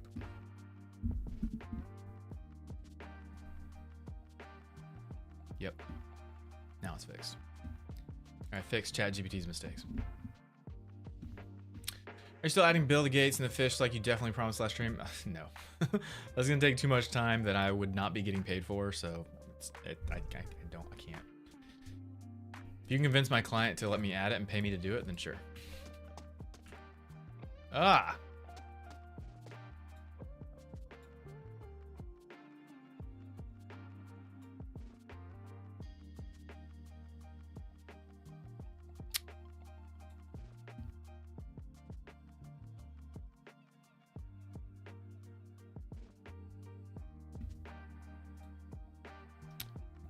Original rotation equals object move transform rotation.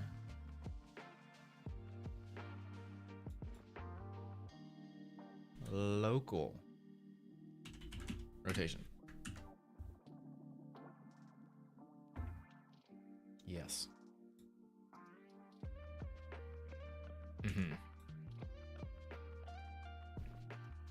Cyanide, welcome to the stream. Beauty. Yes, guys, look at the car, dude. It's way too much wobble, but look at it wobbling only the car section and not the wheels. That looks good, guys. I don't care who you are, that looks good. That looks good. Let's turn this guy off. Boop. Boop, so we can actually see it. Guys. Guys. It's way too much. Let's change it real quick. Let's dial it in. Okay, punch, punch, punch. Max angle instead of 15, let's do a 10.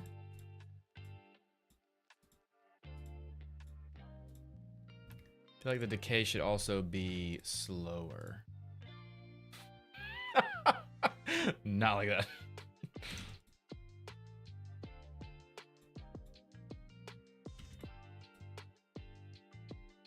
Speed, less speed.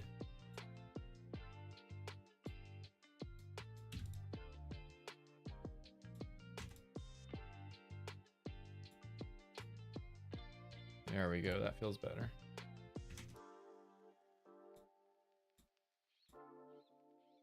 Maybe still 15 on the angle? No, that's too much.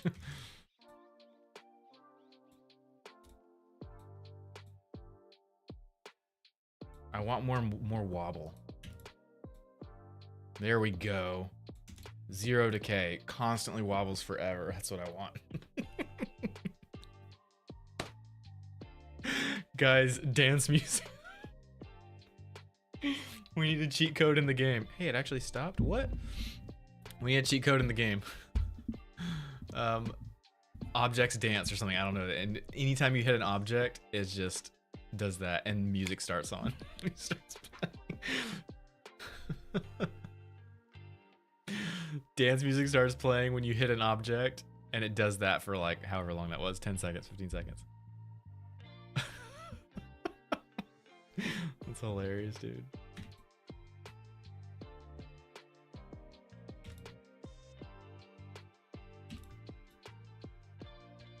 That feels good.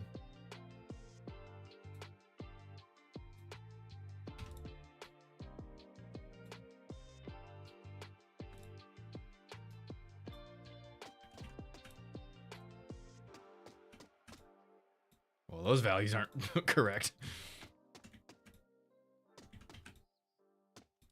I feel like it should also wobble when you jump on it.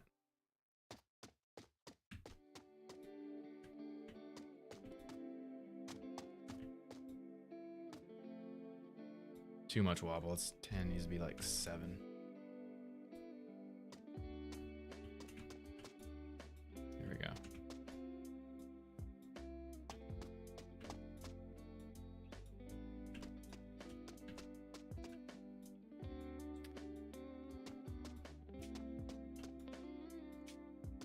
But this is working, and it's like it's such a cheap way to add interaction. Because the expensive way obviously would be to add like this be controlled by physics, right? The giggle physics. Yes. Yeah, like physics would be the like another way to do this, but it would be like super heavy on performance. Like this is a very cheap way to add. It looks really good, and it's so cheap. This is the cheapest way to add movement interaction when you hit something. Just a random rotation.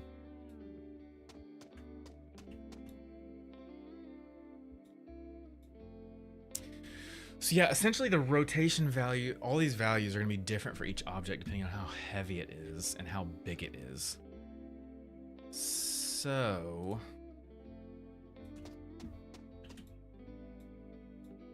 see, like this trash can is 15,558. The cop car is about half all of that. So I wonder if instead of all this, if I could just supply a weight value to the script, and then I could only tweak the weight value, and then that would affect everything the way that I want it to.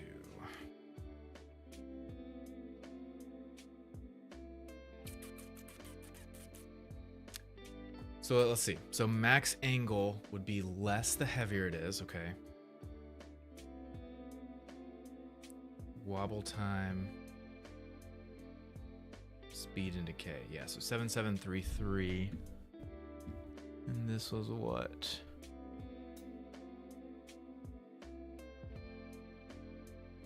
77. What was it? 7733? So the car is 7733. What if I double this? Will I get similar values? 14, obviously. That will be the same. Wobble time 14. Yeah, that would work. Speed 3. Decay 3.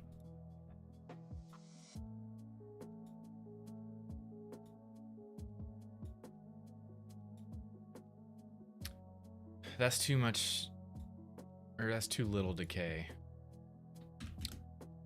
So I can't quite stay constant on stuff like that. Like the car, I like the decay value there because it's on tires. I don't know, maybe that is too much.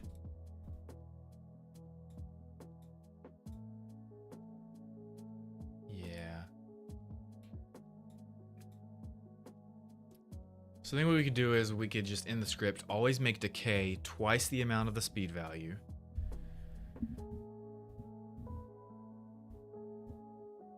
Have the wobble time always equal the max angle? Maybe?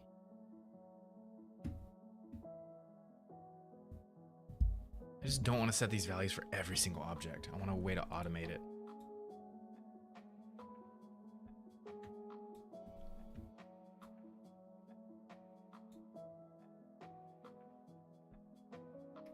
$14.14.36. 7736.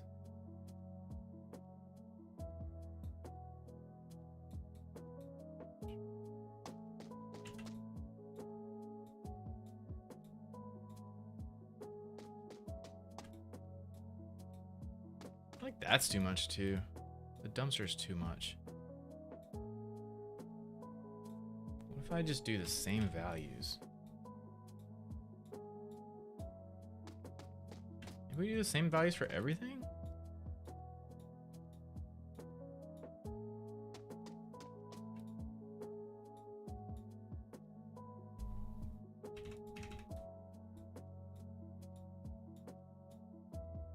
Yeah, it feels a touch too animated.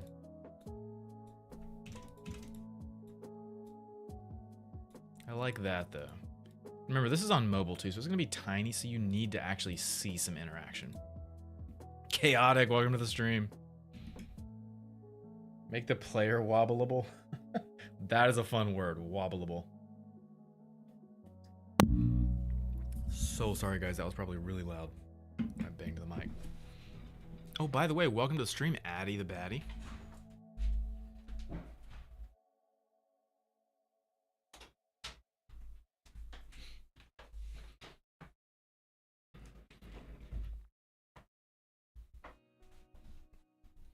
Mike, you got, I think we might have the same. It is the Elgato Wave DX.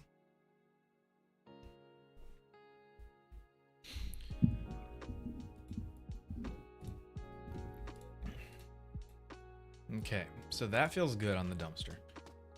That feels good on the car. And dumpster is 101036, car is 7736. So we might be able to keep 36 the same values for everything. Oh no, we need to try something small. So remember 7736 and 101036. So 101036 and then 7736. 7736. Apply, and then 101036. Apply, and that'll apply to all vehicles. Let's update this guy too to a 7736.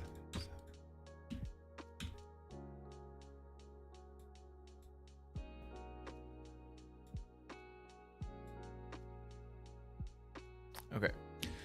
Now let's test this out on a really tiny object. So let's bring in, it's hard though because the punches are never gonna reach a tiny object. Let's drag in a new object that we're gonna use for this game, like a sign. Floor props. Definitely gonna be adding some of these guys.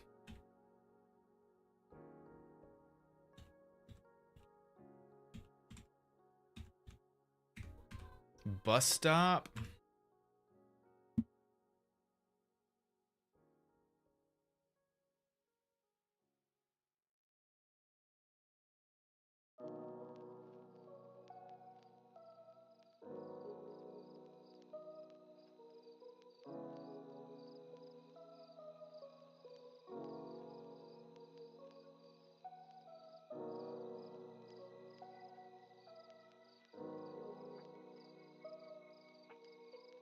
Let's add a sign in.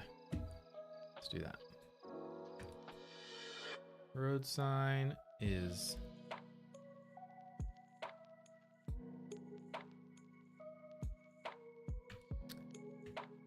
there. Let's rotate it. 90. Let's do negative 90.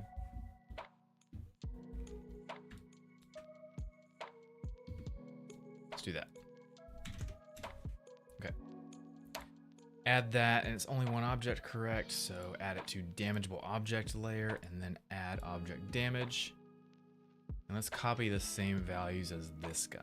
Copy component. Paste component values. Good. Okay, let's see how that looks on a smaller object.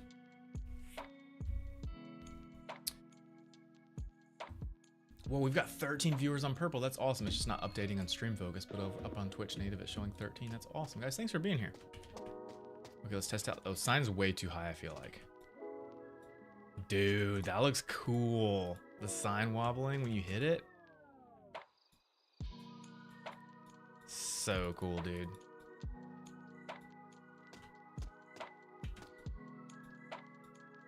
I don't like how thin the collider is from the side, though. So I'm actually gonna update the sign colliders to be wider. So let's do size. Copy that and paste it there. That's way too big. That feels good. That should be good. So then if you're on the side, you can still hit it. You should have used wobbleable instead of damageable. Yes. I would say yes, because so far, the only thing that we've done is make it wobble. But damageable is more all-encompassing. Like wobbleable, yes, just for the memes and the laughs and giggles. But damageable makes more sense because soon this script is going to handle the damage, like the health and the destroying and the effects of the object too, not just the wobbling. Okay, boom, punchy punch, side view, side view, side view. There we go. Actually, look at this in this mode. There we go. Maybe since it is a side scroller, I still should give it a little bit wider of a collider.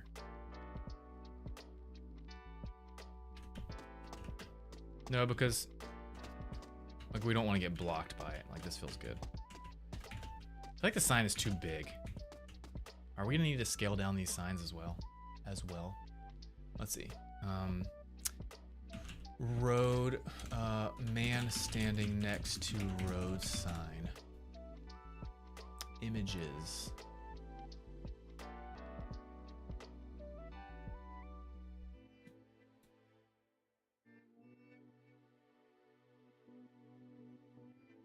Let me see if all the road signs are the same height. Let's see. Let's drag a stop sign in there. Or just drag all the signs.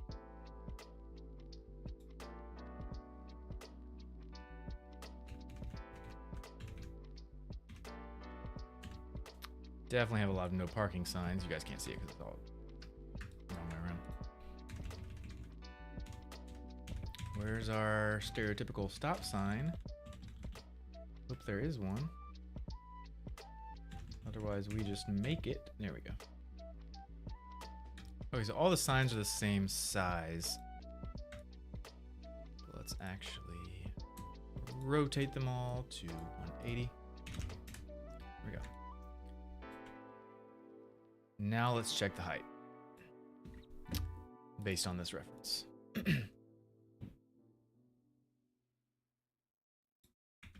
Run over here. Doo-doo-doo-doo. Yeah, these are definitely way too big. But let's look a little more closely.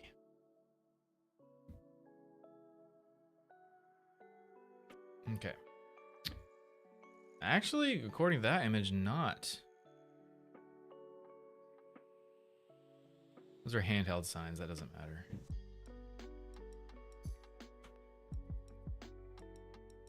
It might be good.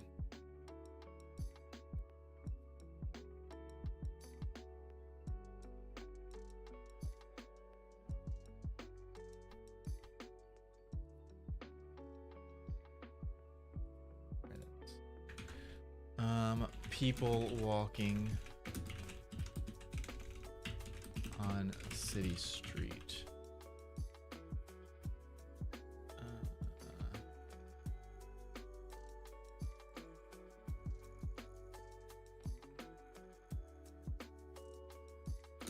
Next to road sign.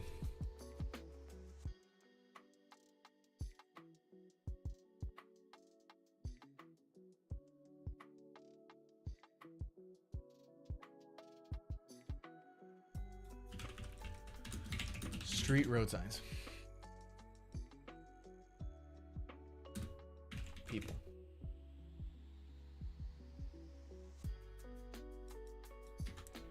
People crossing sign. These streams are our chance to beat the TikTok people. Yes, they are. The VTuber streams, probably not ever gonna happen, but the real streams, yes.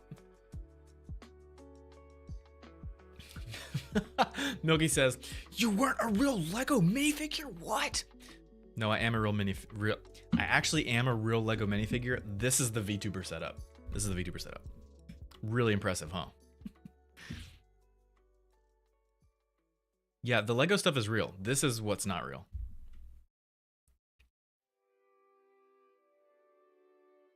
Okay, this is not helpful. It's either showing me people or signs. I want both. Let's do this. Let's do this instead. How tall is a stop sign?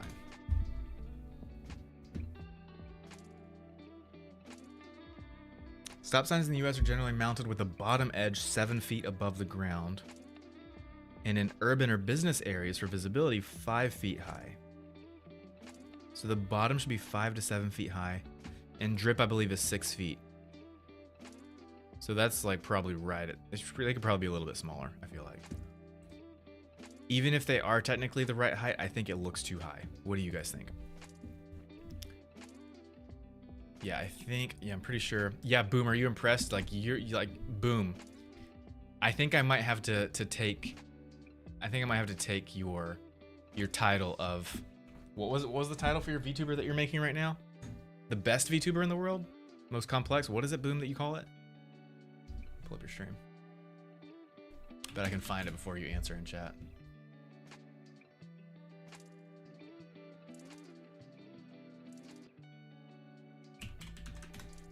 Dang it! You beat me to it. Most advanced. No, so this is actually the most advanced VTuber in the world. Is this right here? Okay. Okay, so these are too big. Let's decrease all of their sizes by. Let's try the 0.8 like we've been doing. It's been pretty consistent. Actually, that feels good. Actually, it's too small. What do you guys think? That's too small. That's too small. No, it feels good. No, it's too small. 0.9. That feels good. 0.9. Oh, guys. This wobble is so fun. Even if you can't destroy an object yet, even just the wobbling it just adds so much. Yes. I like 0.9. Let's go with it. So all of these are going to be 0.9. Boop. And they are all going to be damageable layer, damageable object. And they also all need this script. Copy component. This component is new. Boom.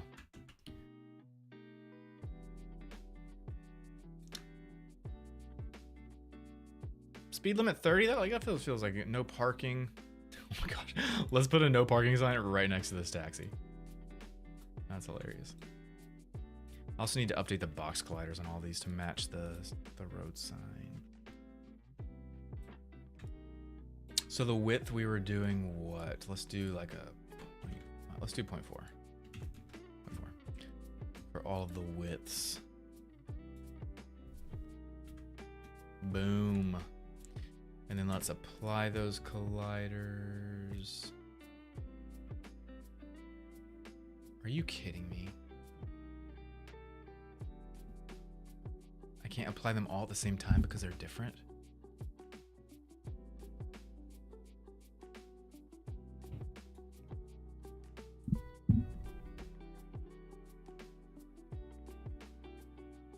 That is the dumbest thing. I have to do this one at a time.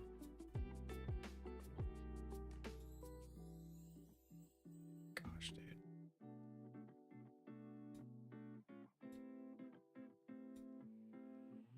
I'm not going to apply the size.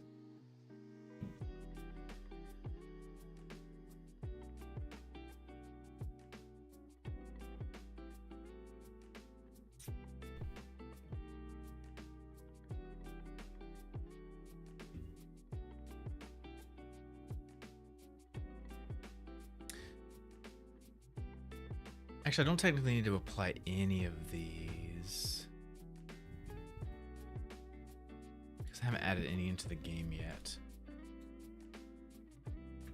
tunnel. I don't think we'll ever need this. I'm gonna delete that guy.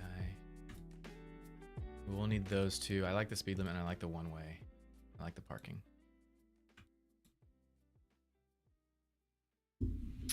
Milky with the sword. I am working on a mobile superhero game for a client of mine.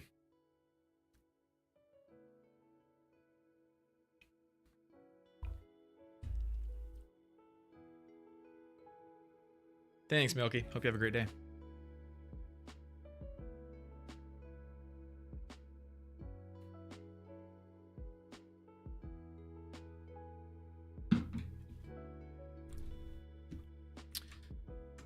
Okie dokie.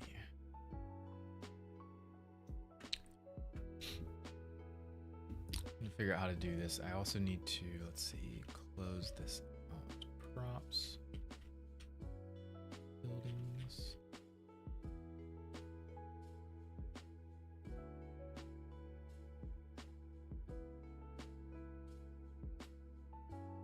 Also, that needs to go in the buildings layer.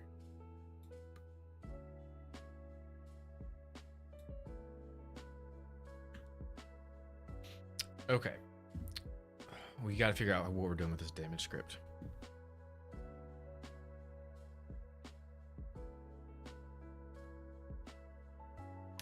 We could calculate the size of the object based on the size.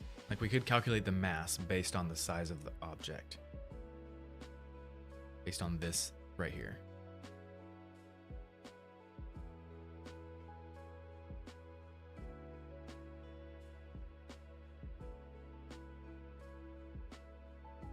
I'm pretty sure that would work consistently.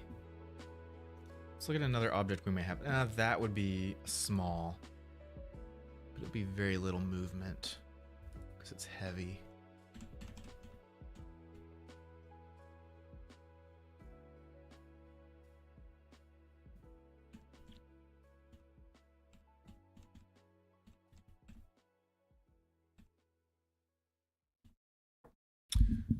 Yeah, I just really want the damage script. I don't want to have to change it on every single object. So let's adjust this a little bit, okay? We're gonna calculate mass maybe based on, so we'll do private. Mass would be a float value, private float. Object mass equals 1 by default, and then on start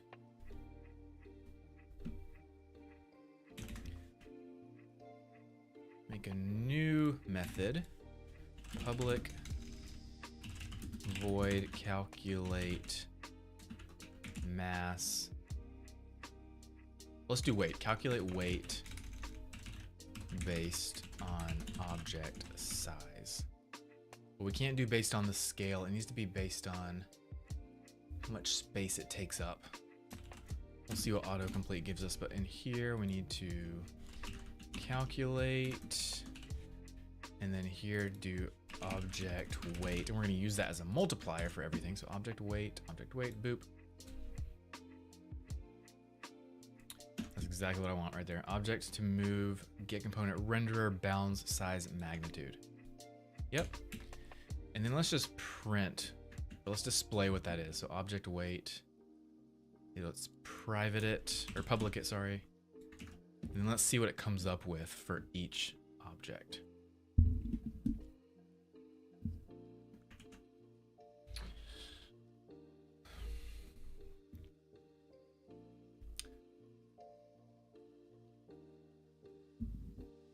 What are you talking about, Chaotic? Oh, Chaotic is timed out. Boom for what?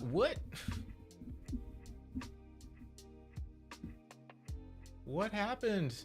No.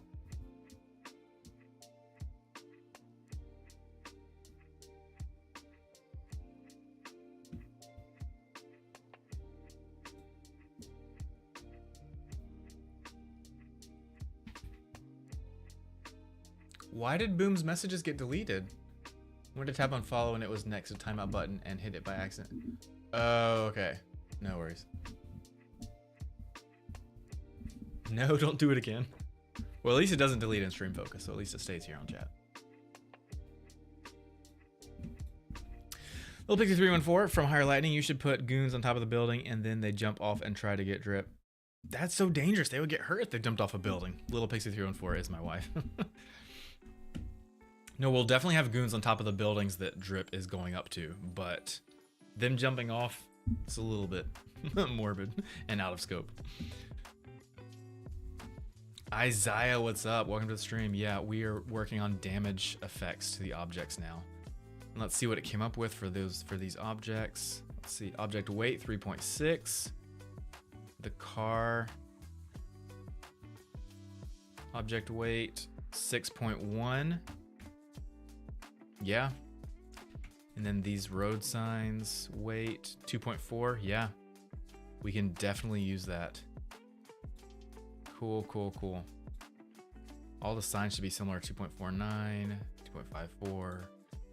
Yeah, so essentially, the larger the object is, the bigger the weight is getting calculated. Let's make sure that this SUV police car is bigger. Police 6.15, and then this one is 7.22. Awesome. Okay, now we can use that weight value as a multiplier. Okay. So, wobble rotation.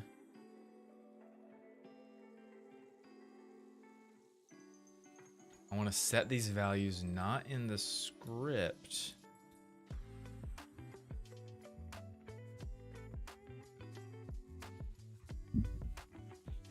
Okay, let's see.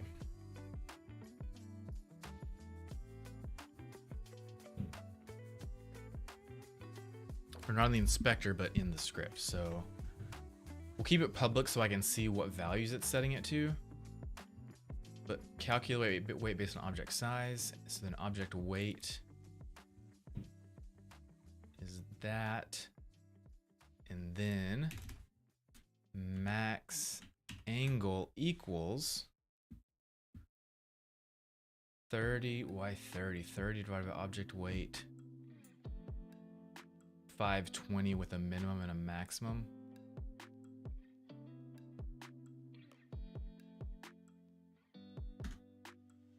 Let's see right here.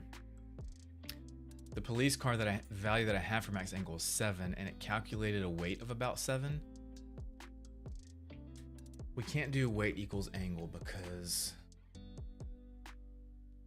we want it to be the opposite.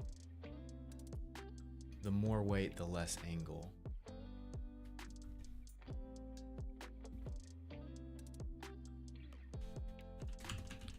Calculate angle based on weight, where heavier objects wobble less. Yep. Max angle. I don't want to clamp it. It's just doing 30 divided by object weight. I'm not going to clamp it. At least not yet. I think we'll be good without clamping. We'll try that and see what it gets us. I'm also going to make the... No, I'll leave them public for now. Max angle equals 30. So let's see if that gets us near 7 for that. And near 3 for this. Or near 10 for that. See what it gets.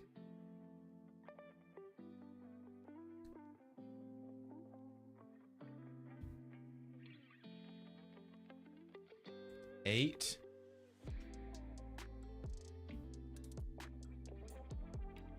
4. So it's a little bit high still. No, wait. It needs to be 7. It needs to be 7. So it needs to be more angle for the car. Let's just see what that comes out to. Let's actually just look at it. Yeah, so 4 angle on that. 8 angle on that. So yeah, that has more, which is good. Works how we want it to.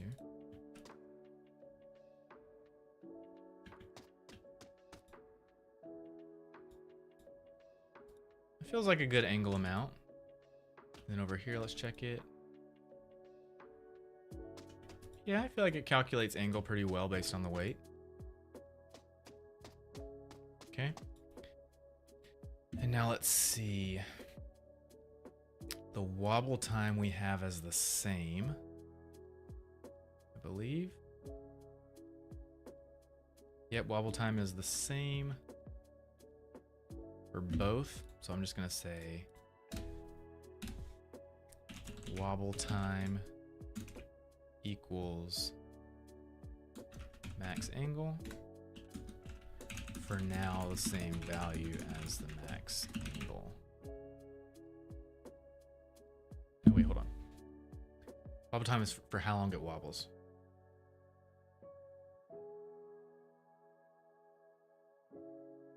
Yeah, I think it's fine to leave that for now. Yep. And then what else do we have? We have the speed and the decay. So let me move this up here.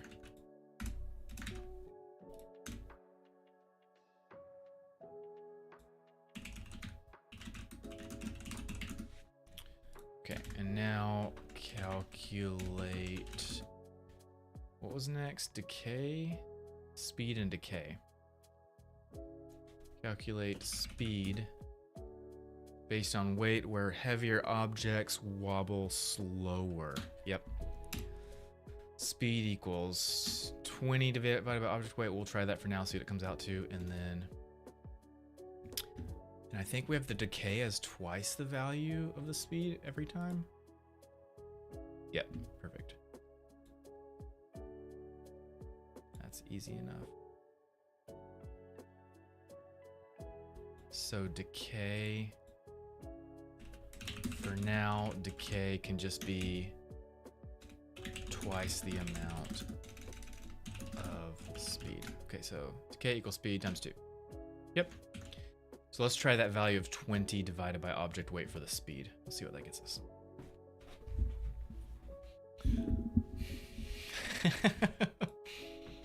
Yeah, Boom is just trolling us. I'll do it again. It's funny. People are wild. And Elizabeth. No, don't do it again.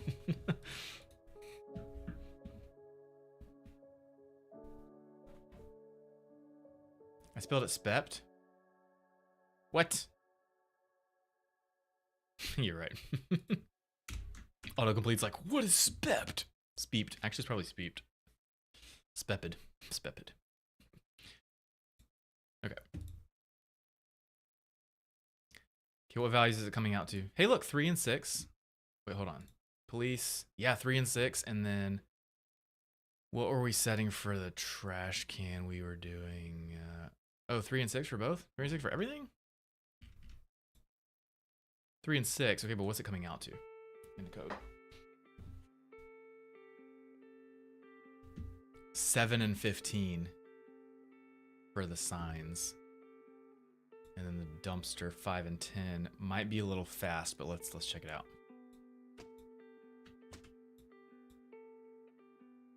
It is a touch fast.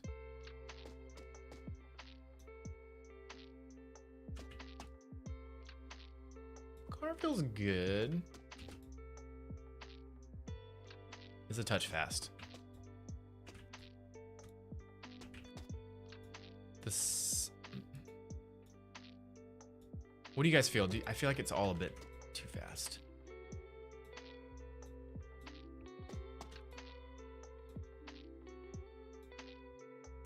So to make it slower, Kyra, what's up? Can you check your private message after the stream? Possible link? I mean, I can check it right now. Sure.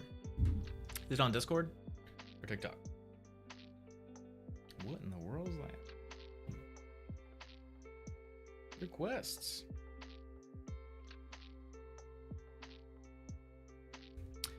Okay, so interested in this. So a lot of people have asked me this. So long story short, technically I don't, the answer is no, I don't sell anything for my Lego VTuber. I'm guessing you're wondering about the Lego VTuber setup. So for the Lego VTuber setup, I don't think I'm legally allowed to profit off of it and like sell it to people because it is an IP, it's based off an IP that's owned by Lego, okay? So no, I don't already do that. Hey, Wolf Lord, thank you for the Autumn 2024. It means a lot. Wait, isn't that just a lightning bolt? Why is it called Autumn 2024? It's showing a bunch of...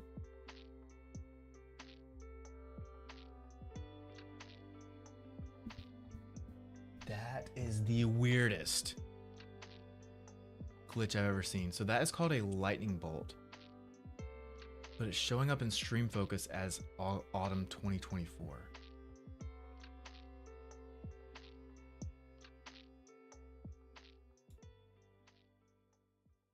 Wait a second.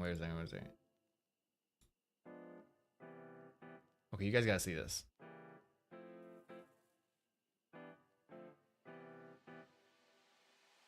Okay, so here's TikTok Live Studio. Can you guys see this? Yes, you can. Okay, look at this. So look at this. Wolflord sent lightning bolt, it reads here, which that's what it's supposed to say. But if I hover over the gift, where'd it go?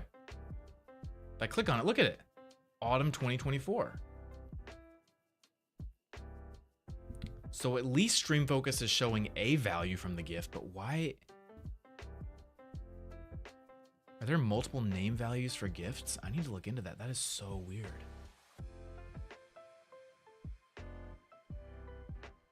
I need to screenshot this.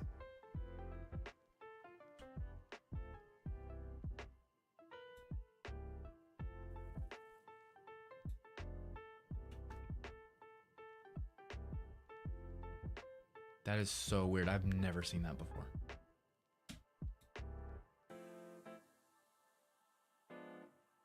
Okay, so yeah, back to that, Kyra. So no, I don't sell it to people, and I don't think I'm legally allowed to. That's why I don't.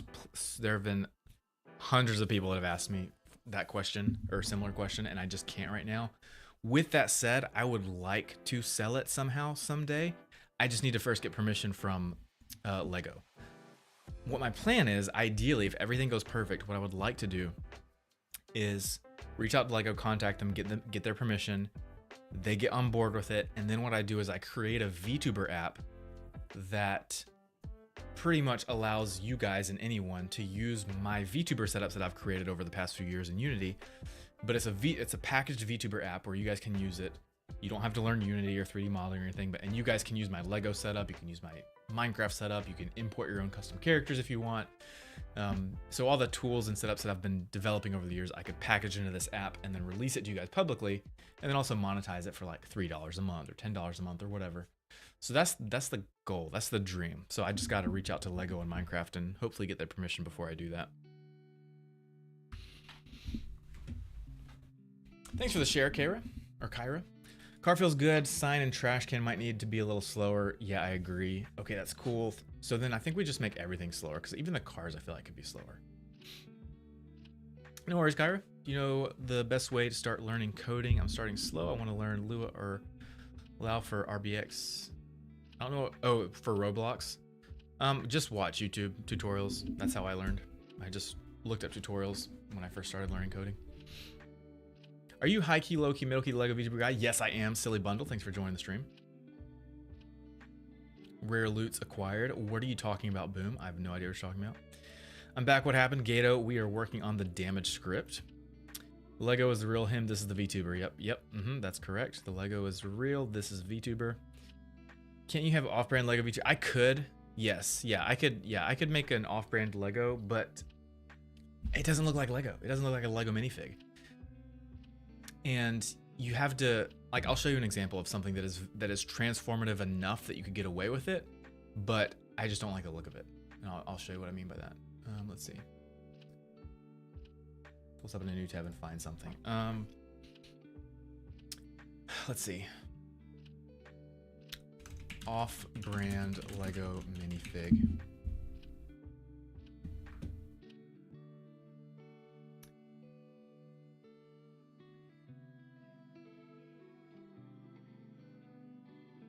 So there's stuff that's different enough to where you could get away with it, probably, and not get into legal trouble with Lego with something like this style shape. Okay.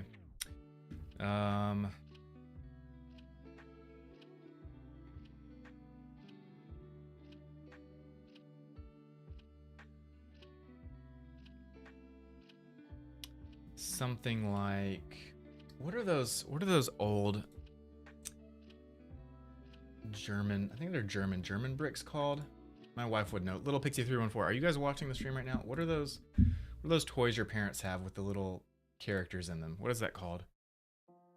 German toy brand. Duplo, that's the one. Thank you. Duplo character. That's the one. Duplo. Yeah, so something like this, like it's sort of like a Lego minifig, but different enough to where Lego wouldn't sue you. So like obviously I could make a VTuber setup with something like this, but it doesn't look like Lego. It's not what I want it to look like. I want it to look just like a Lego minifig and not get in trouble for it. So the only solution is to reach out to Lego and get their permission, and hopefully they'll partner with me and we can get something going. Because I've got a lot of ideas for ways that I could help benefit the Lego company as well with my VTuber setups, and I need them to. Wait, Duplo is Lego? No, it's not. Is Duplo owned by Lego? What? Duplo is owned, produced, and branded by Lego Group. Launched in 1969. I did not know that.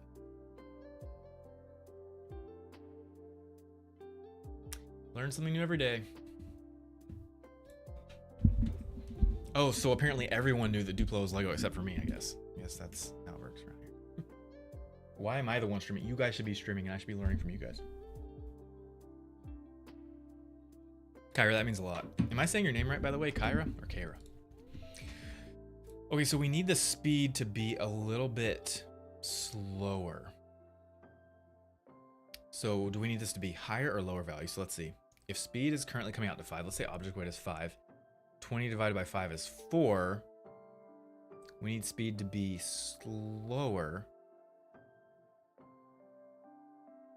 So 10 divided by 5, so we need this value to be lower. So let's do 15 divided by object weight.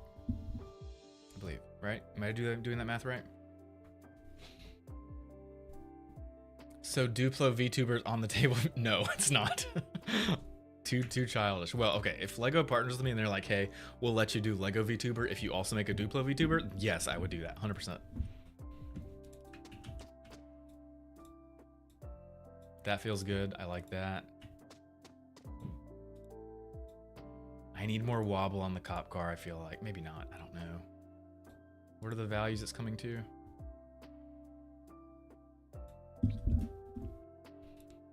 Four, 4, 2, 4. No, angle needs to be higher. Angle was like at 7 before.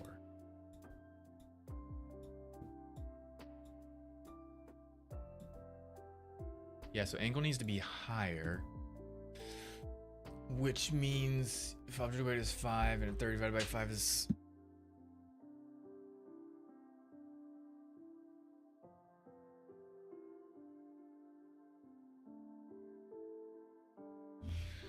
My 6-year-old came in and he's like, the cars need less wiggle because in real life, if you punch a car, it's not gonna move. And he's true, he's not wrong. But this is a comic book game. Okay, it's a cartoon mobile game, so we gotta add some wiggle. But he's right, he's not wrong. So 30 divided by 5 is 6, but we need it to be higher, so it needs to be higher 40. Let's do 40 divided by, yep. Max angle 40, yep, let's try that out.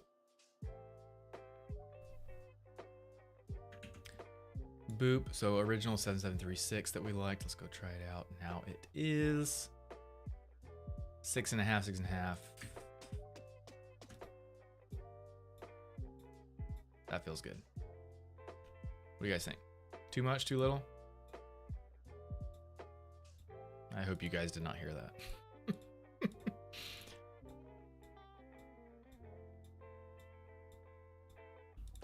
That might be a little too much, actually.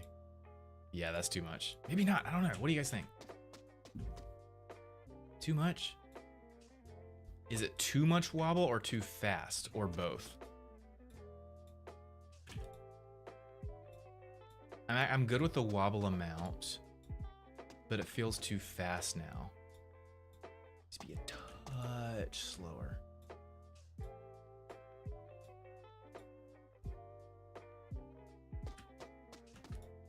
Am I going the wrong direction on the speed?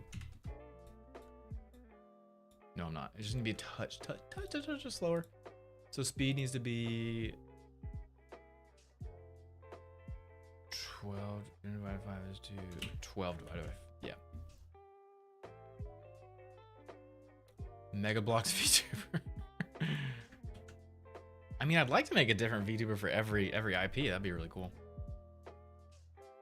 So I have some ideas on my whiteboard over here. Under ideas for VTubers, it's Roblox VTuber, Fall Guys VTuber. That's all I have. Yeah. So I've already got Minecraft. I've already got Lego. Fall Guys. Technically, Fall Guys is only one game, so might not ever make that, but it'd be very simple to make. And then, yeah, Roblox. Technically, I've already made 3 Roblox VTubers for 3 content creators, for DJ Monopoly, Sabrina Bright, and Russo, for any Roblox players that are on the stream right now. That feels good.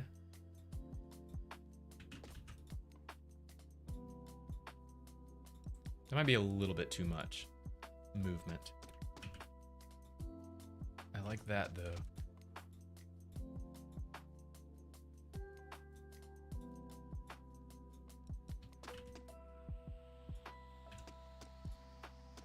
I think these values work. I mean, we can always tweak the script later, but I feel like...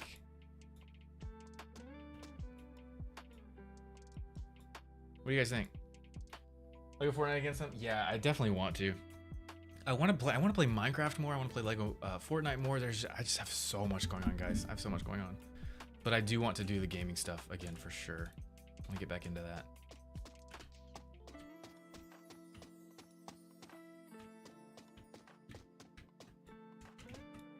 Let's see what values the script comes to if I do this building like we did before. Let's take that building, add the object damage, put it in the damageable object layer. This object only.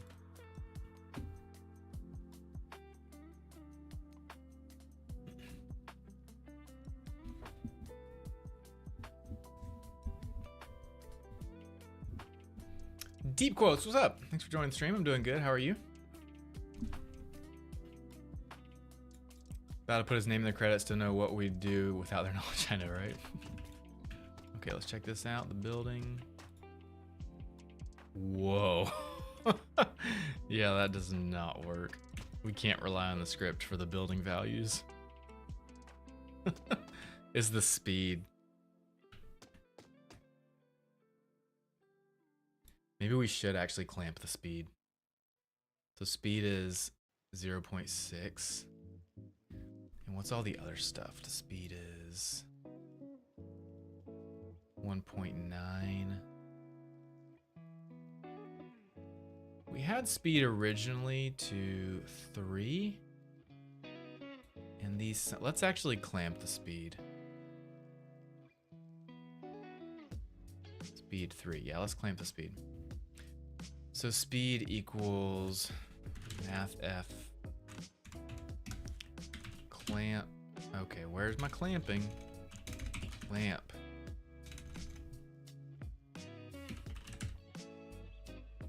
That one. Clamp. Okay, let's do this.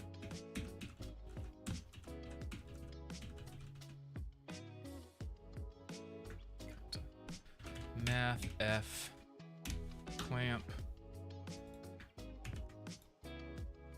Clamp takes the float value, which is that, but then it clamps it. Specify between 0 and 1. No. Clamp. The value and then the min and then the max. So min is... I think 3 should probably be the min. And then the max is going to be the speed. I don't know what the signs were, but what was the sign coming out to? Because I think the signs are moving too fast.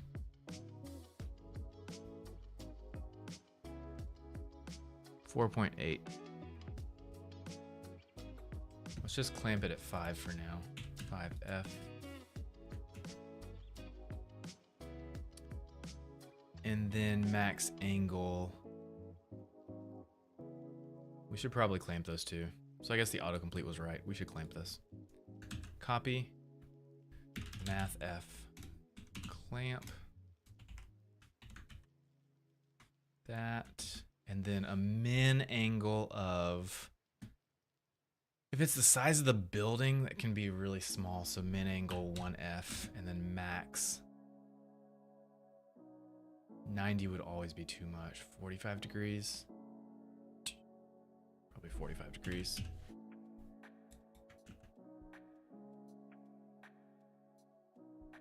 Okay, let's try that out.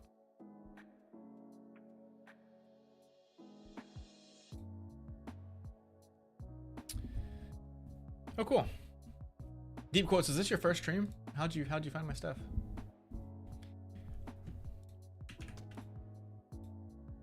Feels good. Feels good. Wait, what is it choosing for those values?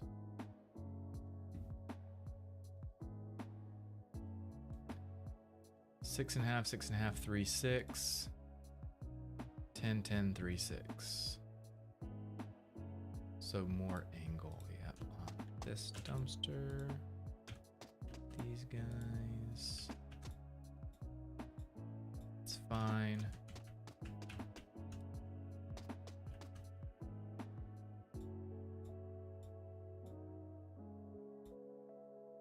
It's definitely a lot better on the building.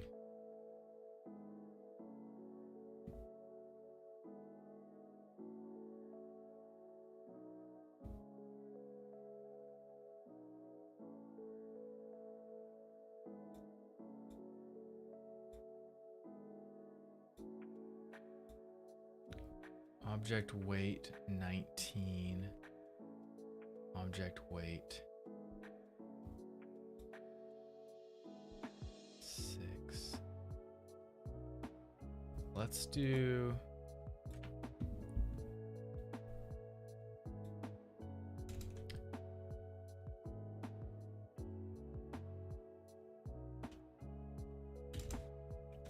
if object weight is greater than 15, so basically just buildings, then let's set the max angle to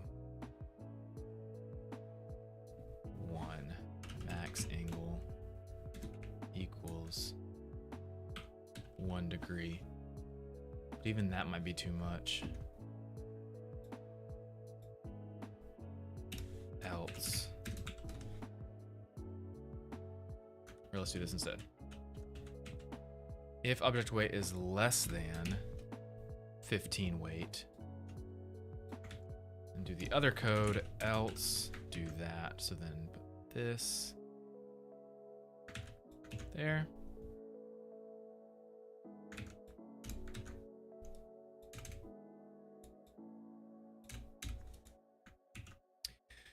Calculate the angle based on weight where heavier objects wobble less. Anything normal sized objects, building sized objects. And this is really only for if we do a cheat code where you can where buildings actually wobble. Even then, I don't even know if we're gonna do that. Follow for months. Oh, nice, dude. Thanks for being interested in my stuff. It means a lot.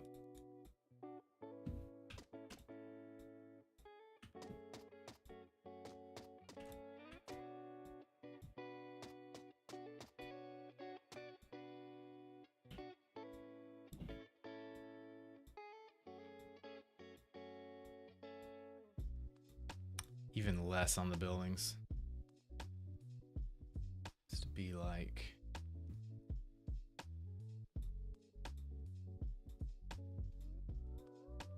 0.5.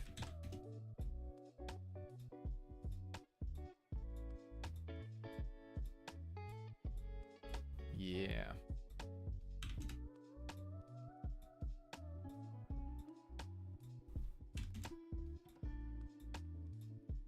I just set the buildings manually. We'll see. I'm definitely gonna leave that off for now. Not damageable. Hurt. Remove. Cool. Now I don't need to edit those values for scripts. So I'm just gonna make them all private.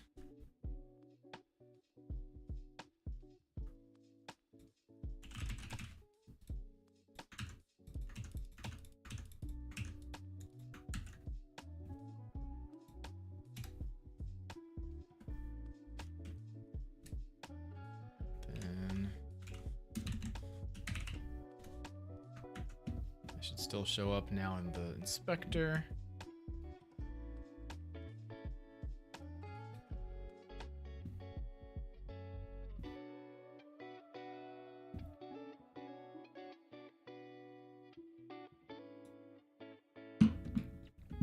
I don't want to be able to edit it though.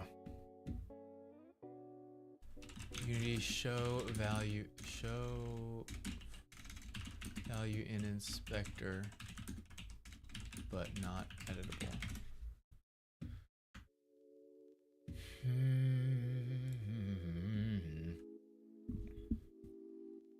So these AI scripts. Yeah, I use ChatGPT as well. Debug inspector mode or creating a custom read-only attribute. No, I don't want to use debug. Create custom read-only attribute.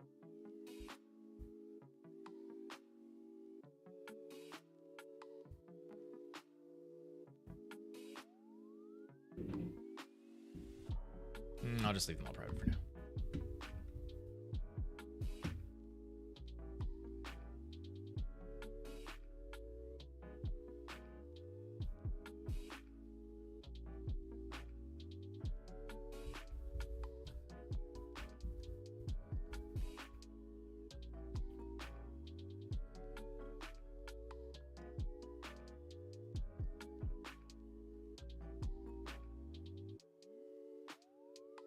Yeah, I don't want to use debug mode, so I'll just forget about it. So I'll just make it private. Private, no headers needed.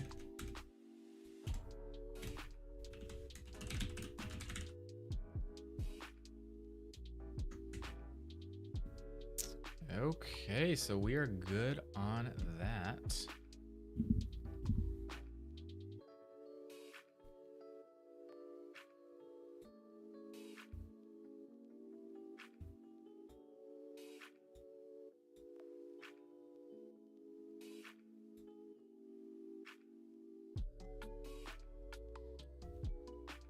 No, dude, you're not the only one.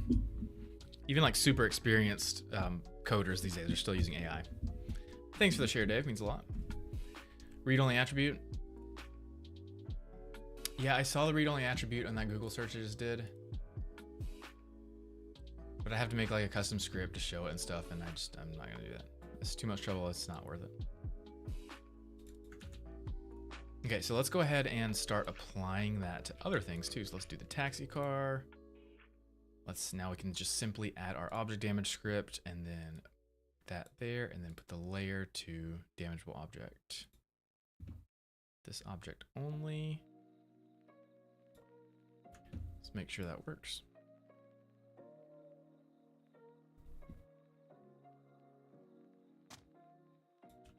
Punch.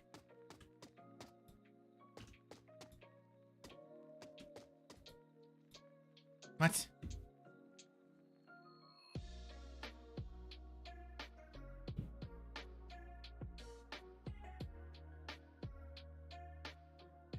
Oh, I did the wrong layer on that.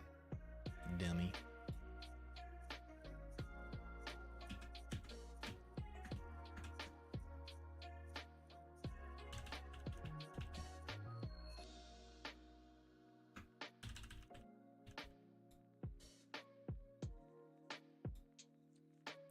So this guy gets that.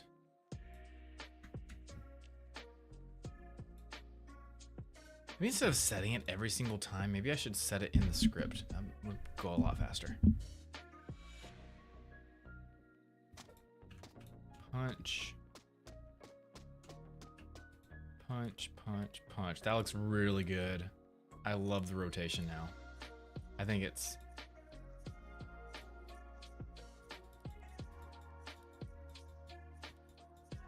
might be a little bit extreme. But I think it fits the style of the game.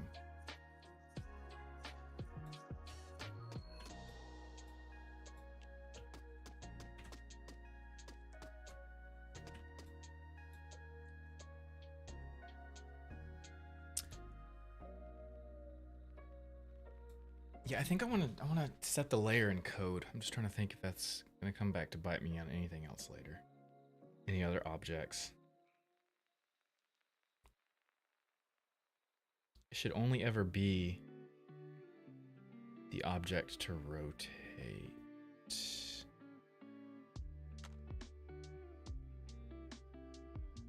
Yes, at least for now. So let's do this. On start.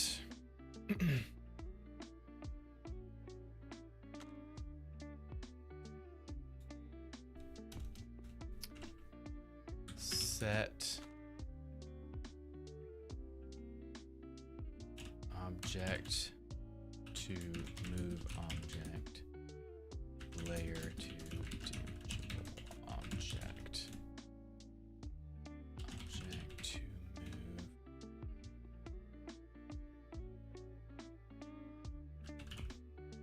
move layer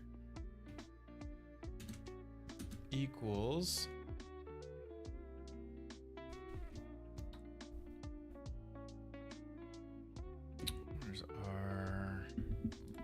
Tech Universal script. That.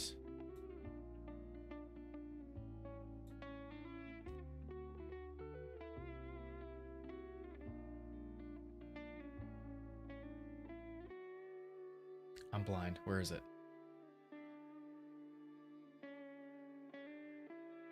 Here. Equals that. Layer mask name to layer.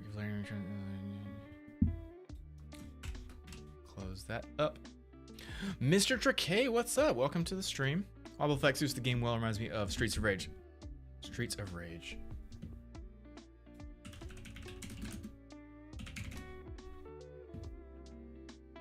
Yes. Okay, then that's perfect. It's exactly what we're going for then, because that is the style of game that my client has drawn inspiration from, and that's what we're making essentially. We're making a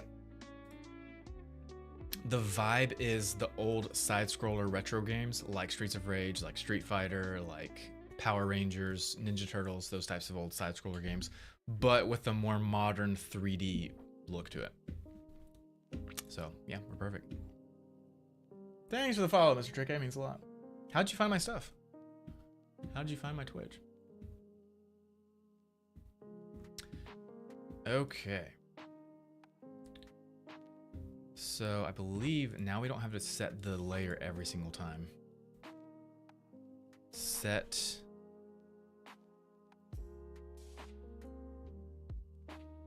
to move layer, and I'm also going to rename this to object to wobble.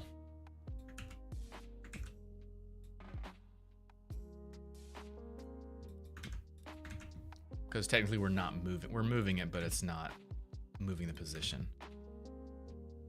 To wobble. To wobble.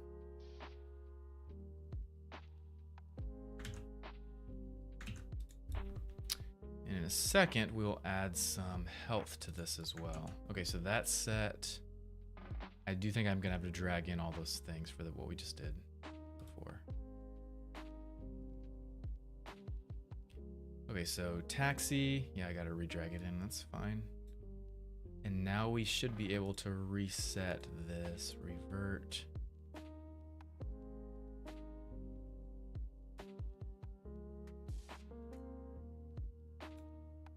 Apply. Same thing for these cars. Boop. Then set that back to default. Apply.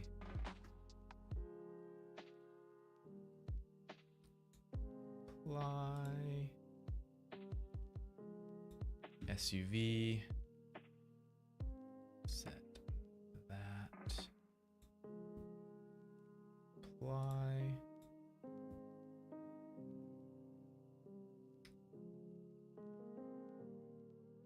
That. Default. Okay.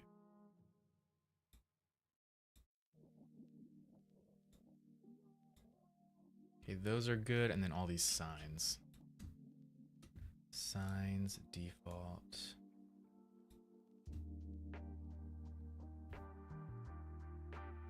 Apply.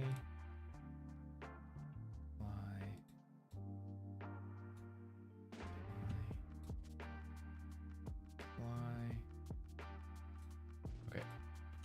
Now when we start the game, they should all automatically change their layer. Object to wobble layer is set it to damageable object. Yep. You don't have to set that every single time we put a new object in. We'll just do it in the script.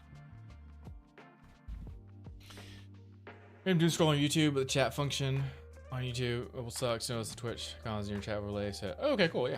Yeah, this overlay, this plugin is something I developed as well. It's a multi-chat app called Stream Focus. So you scroll shorts on YouTube and then you watch streams on Twitch. I got it. Punch. Beautiful. And it got the layers too. Oh wait. So it is getting it, but I also didn't reset the garbage the dumpsters. Let's do that. Reset, set it to default, apply. Yep. Yep. Okay, technically we don't need this here anymore. Delete. That was just for testing. But yeah, everything else is good.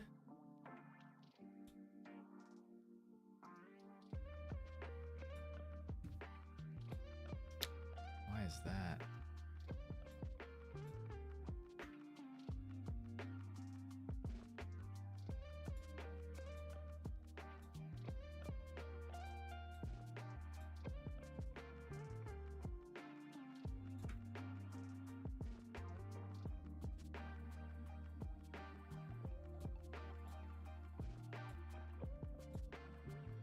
Cool. And let's even make these damageable as well. So all we have to do is just add that script. Object damage, boom. And apply it. I technically don't need to apply it. It's just if I duplicate it, or if I pull a prefab in again from the project window, then I would want it to keep it. So yeah, so that one already has it, booms, because I applied it.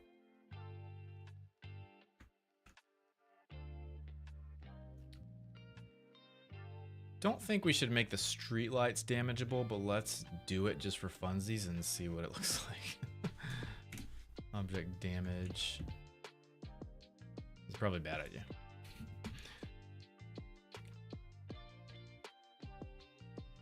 Sad day, I'm out of coffee.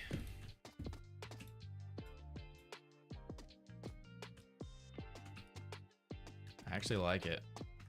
Can't really see it, but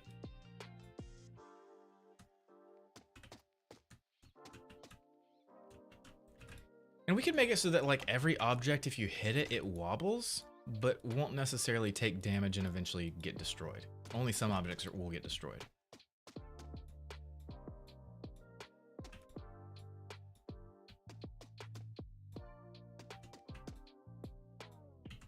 Nice.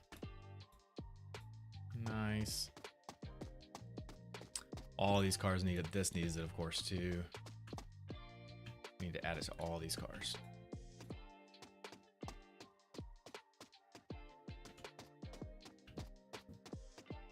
Different sound effect for the objects that can't be destroyed. Yeah, totally. That's another thing too. We'll need to add we're gonna need to add a sound effect to every single object. So that would look like public audio clip audio or audio to play, and then just playing that, dragging it in for each object, and then it would play that every time it gets hit. We'll do sound later.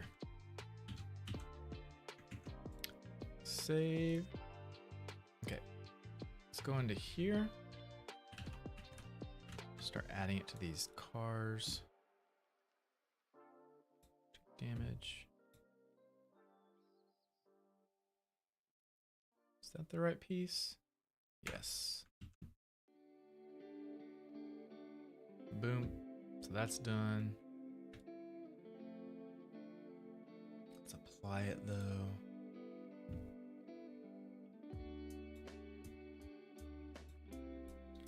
Object damage for you. Apply.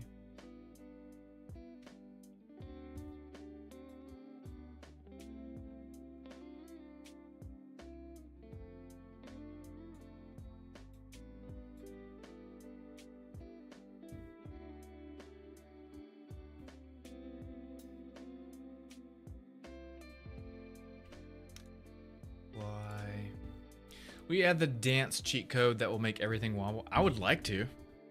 That would just require building an input system for codes. Pretty sure my client would be down for that, but I just need to double check and ask him first.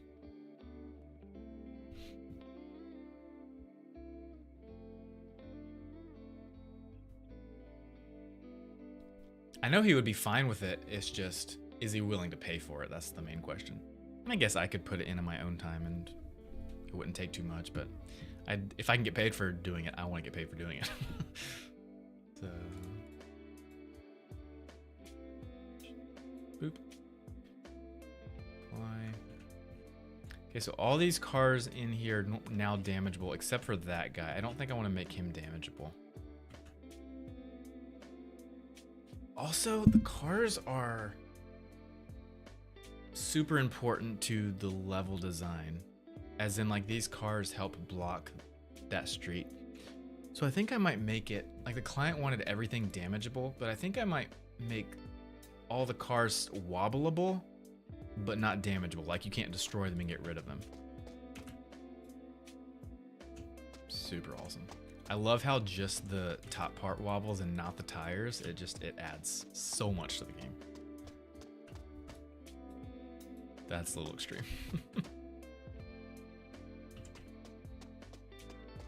Just like maybe make this one back here wobbleable. And I think like you could still collect crystals, the pickups in this game. You could still collect them from destroying cars or hitting cars, but it won't actually destroy the car. I'll have to ask my client though. Beautiful, that works. I need to fix that step value. I didn't do the van? What? Okay, didn't do the van. Good. Good. Gotta do the van.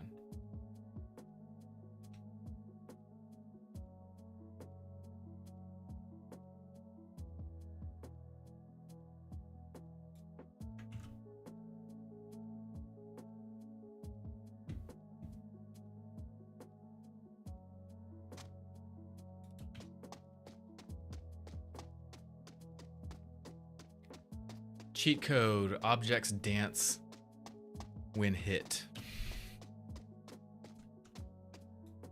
There we go, nice. Feels really good. So like as you're hitting this, like crystals would continue to fly out and you can collect those, but it's not gonna actually destroy the van. I mean, I guess we could get rid of stuff, but when you destroy stuff, it's gonna look empty. I guess that's the point though, right? If you destroy stuff in a game, it's gonna look empty.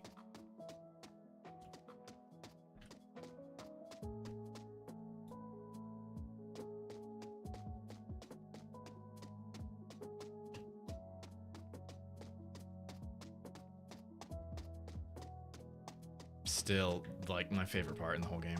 It looks so good. I'm not the only one that develops a new feature and spends many minutes just playing with it for the sake of being impressed. Yeah, basically. It's not even that I'm impressed with myself for doing it, because it's not that difficult of a thing to do. It's just, it's really fun. Like, game design is fun. It's fun because I'm a gamer. All these should be working because I applied the prefab. Yep. There we go. Damageable. Damageable. Or wobbleable, sorry. Wobbleable.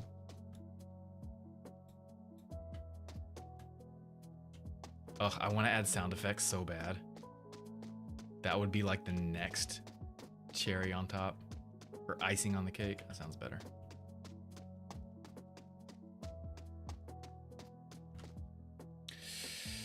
Also, I would prefer to make all my own sound effects. But I know my client is probably going to want. Test, test, test. Okay. Thought I could hear myself for some reason. My client is going to want to save money and use an asset pack. Let me see if actually Unity Asset Store has an asset pack for that. SFX. It's like a really broad general SFX pack.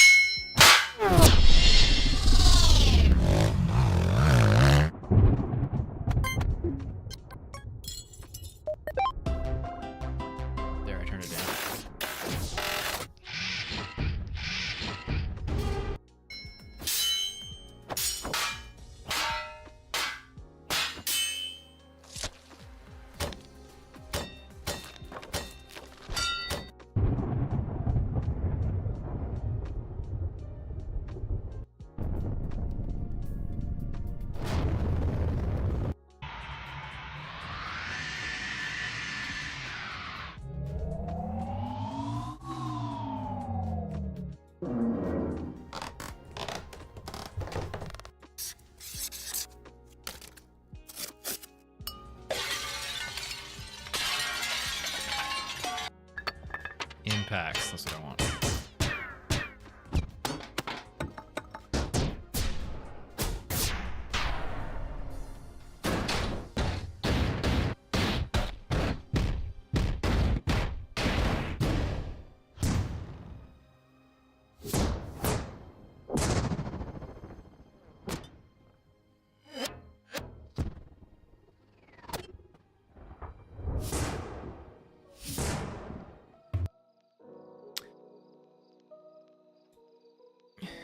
Yeah, I need to ask my client first. I'm pretty sure he's gonna say yes. Let's get an asset pack for that.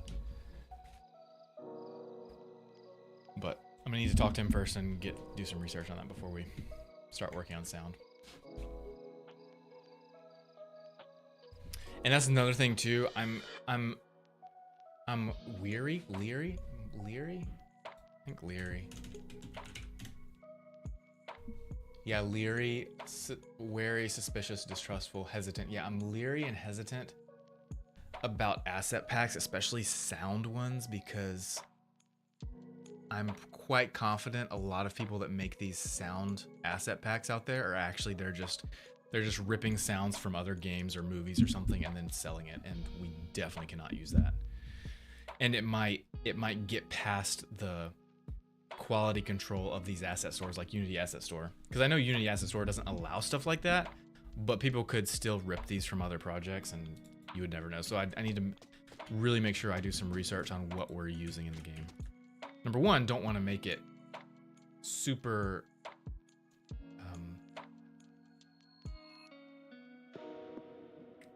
noticeable. I don't want people to hear it and be like, oh, I've heard that in every game. You know, I want it to be semi-unique, and so I don't want like every game in the world to be using it. And I also want to make sure it's legal. We have actually can make it or use it legally. I want these things to be wobbleable or damageable, but I'm not sure if those are actually separate pieces in the asset. Please be. No, it's all the same piece. Shoot. Okay. Trees, yes, trees should be. Trees should be wobbleable, I feel like. Maybe when you punch a tree, oh, leaves fall out. Oh, that's awesome. That would be super cool. Don't you guys think that'd be super cool? These trees have lods. How are we gonna handle this?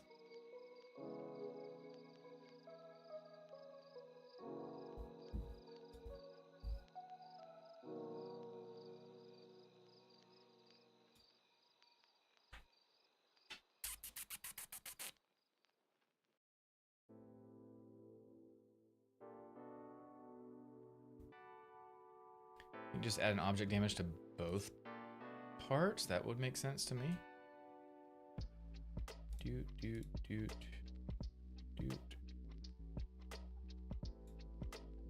Doot, doot, doot, doot, doot, doot, doot, doot, doot, doot. Add object damage. Okay, let's actually move drip over there so I don't have to walk over every single time. Player armature. There we go.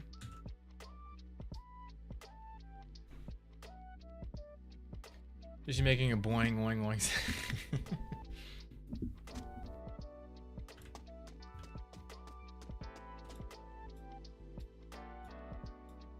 What? Oh, okay, it is wobbling. It's just very subtle. It's because of that clamp. Wait, maybe? Maybe not.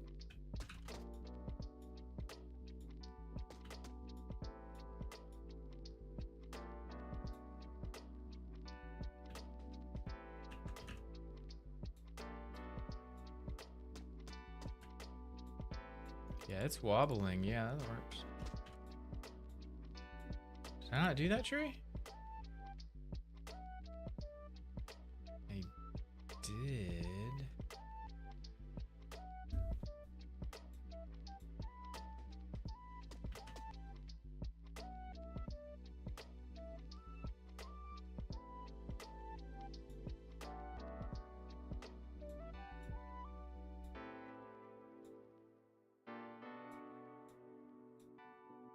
Now it's wobbling.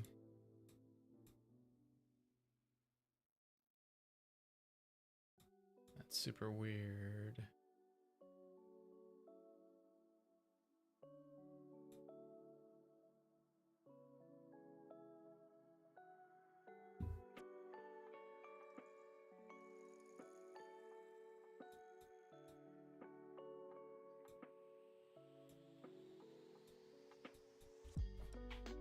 Yeah, this is a mobile game for Android and iOS. Building in Unity game engine. Thanks for joining the stream.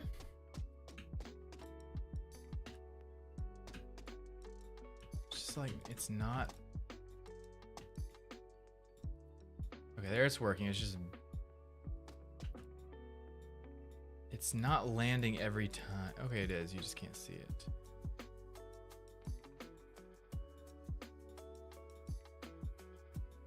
No, wait, hold on. This is super weird. Look at this. It's moving in the editor, but not in game. Wait, now it's not moving at all.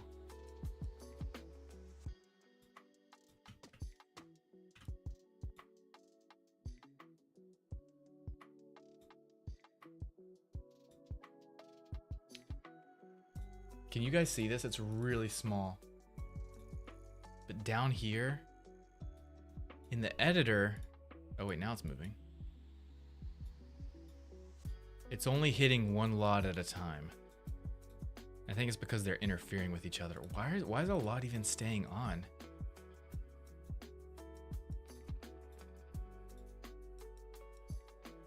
Why are they both staying on? That's not how it's supposed to work. LOD group, fade mode. Oh. Crossfade.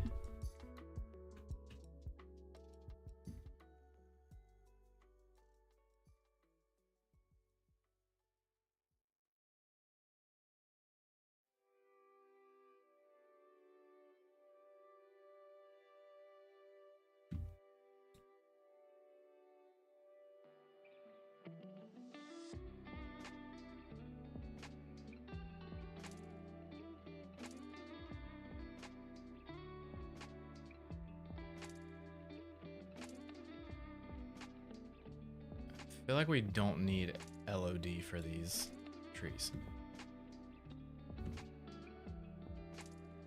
At least I don't think.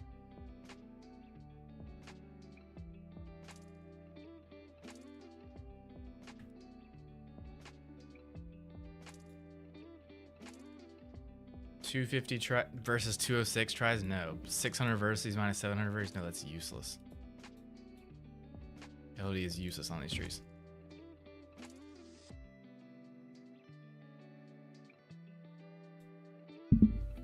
Just gonna get rid of the LOD group.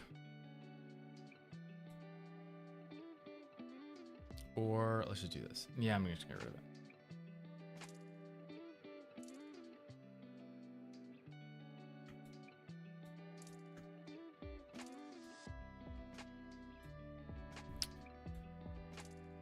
Yep, and then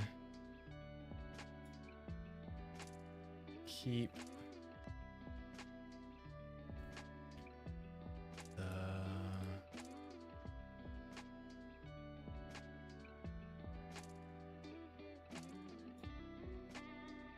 the bigger one. LOD 0 should be the bigger one, but let's double check.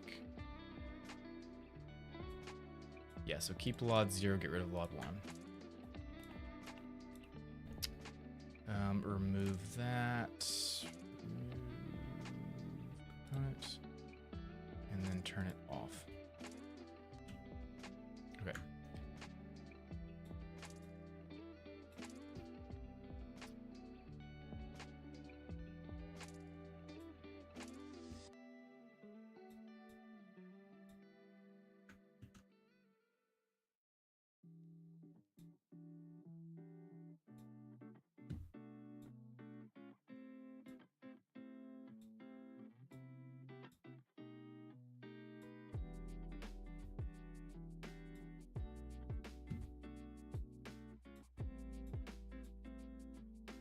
Okay. Now that should... Perfect.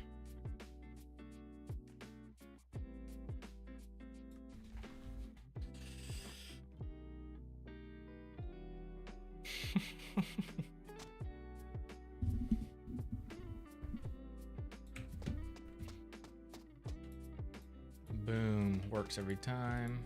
Works every time. Works every time. It is very subtle, which is totally fine. It makes sense. It's a tree. It's a freaking tree, right? Yep. I'm good with it. It works great. And then just have some leaves dropping. Be perfect. Okay, so that's it for those guys. This guy for sure.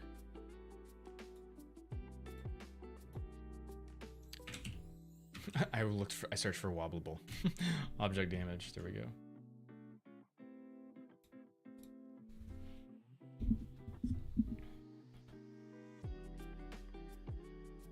This has a mesh collider. Probably needs a box collider.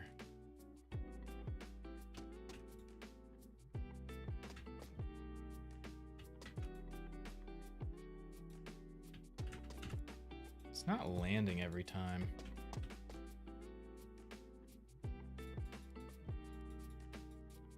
Nice. These cars are good. Fountain's fine. I do want to make all the street lights wobbleable. Let's do that. Street lights wobbleable. I'm pretty sure I have it on this one here. Yep, object damage, apply, and that will apply to all of them. Yep. And then we also want this guy too. Object damage, apply. Oh, I have some trucks up here that we're not using. I'll probably use them somewhere, but I'm gonna take them out for now.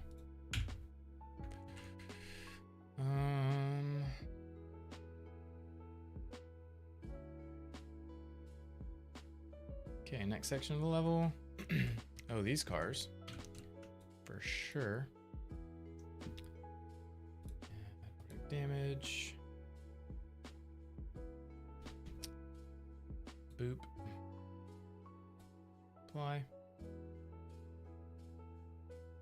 That already has it because the other car, other prefab object damage. Boop. Apply.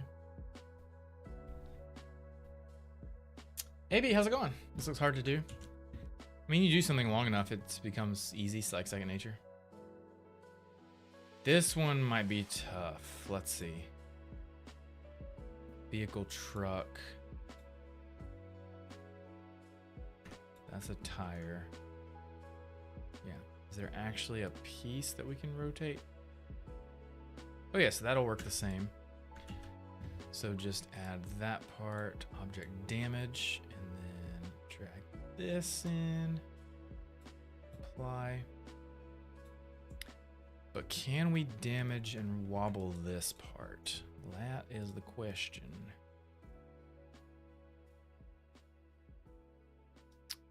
Its pivot point is not at the center, so it might look weird. We'll try it anyways. Object damage. Apply. Let's go ahead and move drip over to this area of the level. It's like 300. And then it's changed to night because by the time you're at this point in the level, it is nighttime. Okay, anything else we need to add? That's done. This car. Oh, I thought that car would have already had it. Object.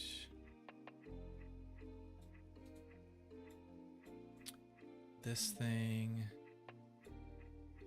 Oh, this is gonna apply it to that piece, that one back in the alley at the gas station, which is fine. Version 1. Apply. Oh, the shipping maybe not the shipping containers there. You definitely would not move those. this car.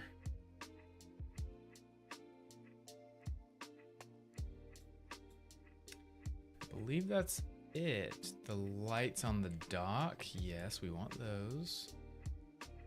Dock light post. Object damage. Apply. That will apply to all of them. And that's everything so far.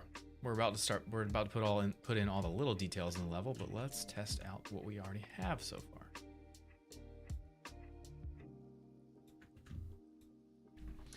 Leps Gaming, what's up? Thanks for joining the stream. We are working on object damage, so currently just adding some wobble rotation to stuff when you punch it, like to objects and stuff. So check this out.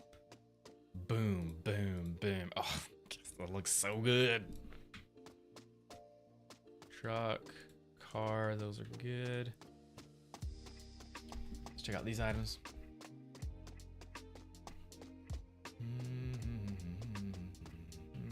Okay, I'm interested to see what this. So that looks good. It's a lot of wobble, but I want to test this thing. Yeah, that's a lot. That's way too much. It's mainly because the pivot is back here.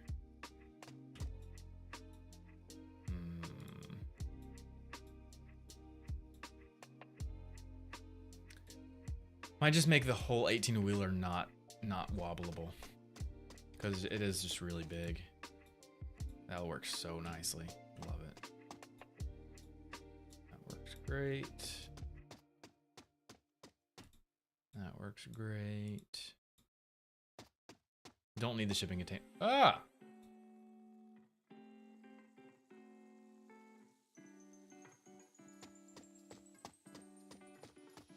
How did I fall through the dock? I think I know why.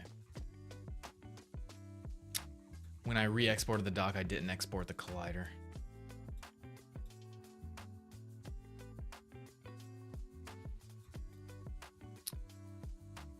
Yeah, it's not even there. No worries, we'll fix that pretty easily. Come here. Yep, see the dock collider is toggled off so it didn't get exported. What is this? Oh, those are the other stuff. Okay. So I just have to select all again. Except for this guy. And then file. Nope, no, that's the wrong file. Then file, export, FBX, dock, selected objects, export. And then copy it over in the right folder.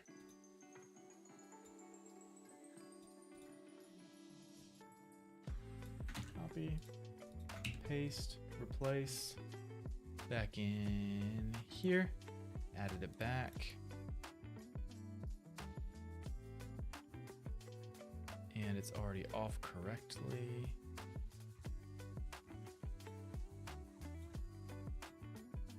But we need to add the collider. Add mesh collider. Boom. There it is.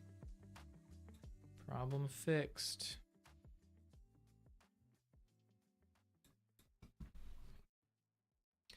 My opinion on Maya, for the most part, 95% unnecessary. When there's a free option of Blender. Used to be the industry standard, probably still is the industry standard. But for freelancers like myself, it's just when there's a really good free alternative that's already used in much of the industry, which is Blender, there's no reason not to use something like Blender. Now, if you're getting into really super advanced stuff like crowd simulation, then yes, maybe go for Maya. But even then, I wouldn't use Maya. I would use Houdini. But Houdini is very complicated. I've used Maya in a few projects for visual effects work, and I've used Houdini in a few projects. But I've used Blender in everything. But there were a few times years ago where I had to do some crowd sim, and so I did it in Maya. But even then, inside Maya, it was with a plugin called Goleum. And so Goleum was the plugin that I used in Maya for crowd sim. Let's see if these wobble. Nice. It's a lot of wobble, but it's fine. It's a video game. Comic book video game. I could tweak the values, but I like it. I like the extreme that it has. Yeah.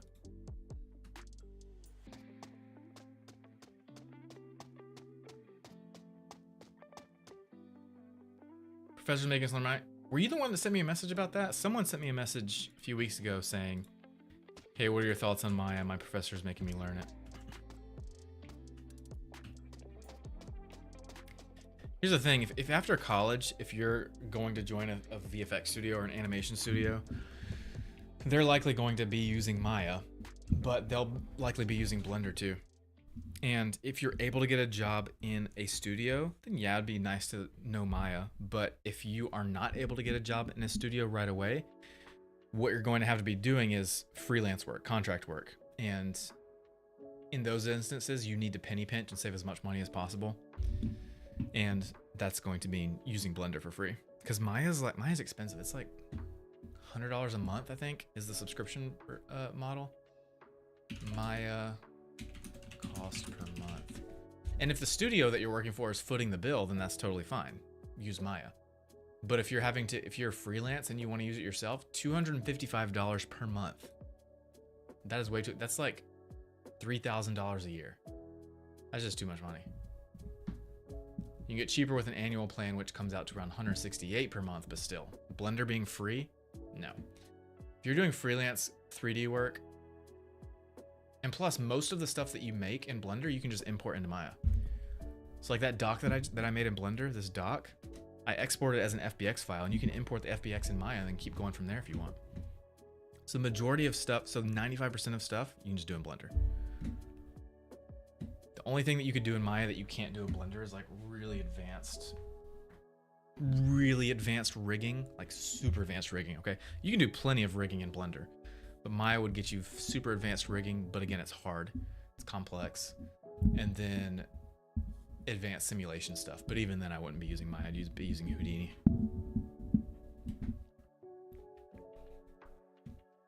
Carline says you'll break Rampage's car. That's a good idea. I like that. So pretty much all the other cars you can hit and it'll wobble and move it around, but they won't break. But Rampage's car you can actually break. That's a good idea. I like that. And then Rampage, when you're fighting him, he could even get mad and say something like, "You destroyed my car, now I'm gonna destroy you," or something like that. This is Rampage, guys, for those that have not seen Rampage. I'll show you what he looks like.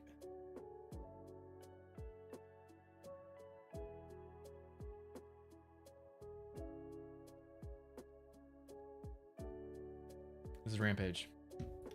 He's the final boss in this level. Big red elephant guy.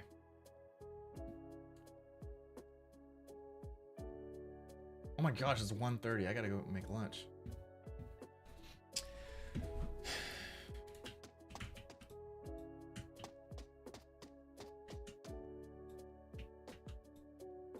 It's still not punching these. I think I'm... I want to make these colliders a little bit bigger.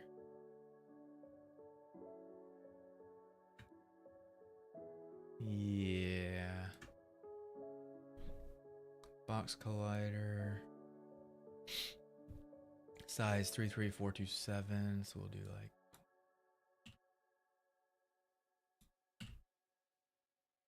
even 5.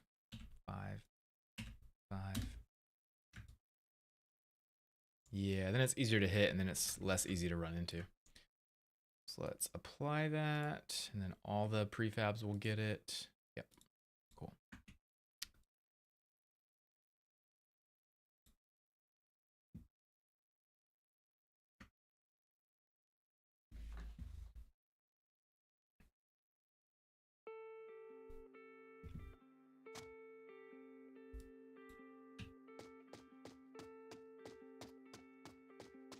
So your professor that's making you learn Maya, Mr. Will, what is the class? Is the class like visual effects or 3D modeling or animation or rigging? What is the class specifically?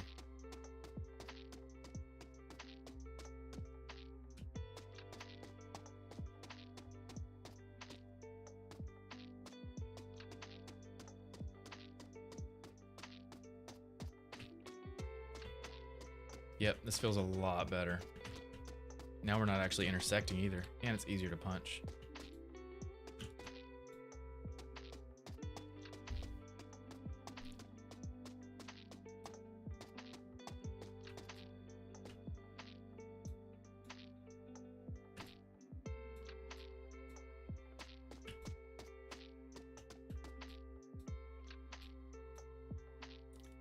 Let's make the staff hits also break stuff instead of just the punching. Okay, so staff is capsule collision, so this player is hit. It's got to use the same code from up here. Damageable object right here. And then else if the layer is enemy.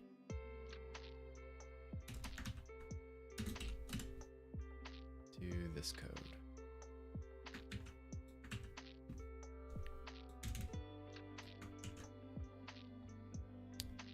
Boom. Now staff hits will work on objects.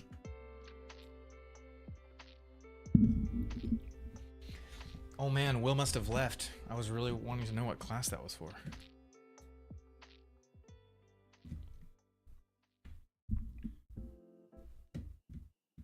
Dev Air, what's up? Thanks for joining the stream.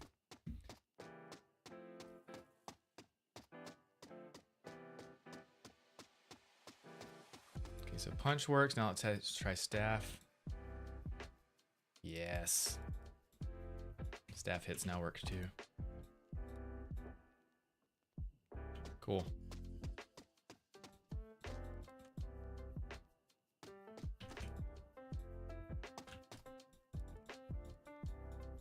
Beautiful. Cannon doesn't do any movement, which is fine. I don't want it to. But the shield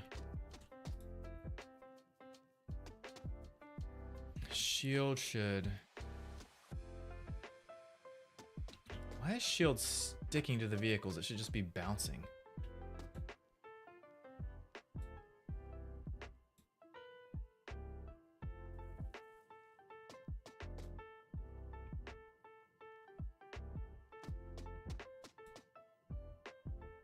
I don't know, but we should definitely, shield should definitely knock stuff around too. So let's add the shield code. Detect void shield collision. Enemy. Okay, so same thing exactly. Yeah. Same thing essentially. So here. Each collider hits and hits.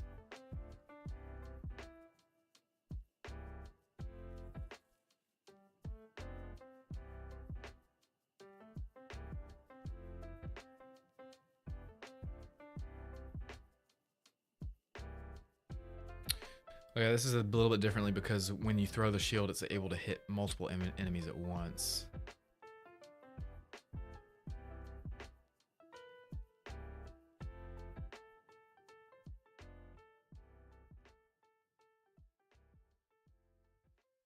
Guess we'll just keep the same for each collider hits. Yeah, we'll just do it here. If hit, game object layer is that, tell object it got hit. Else if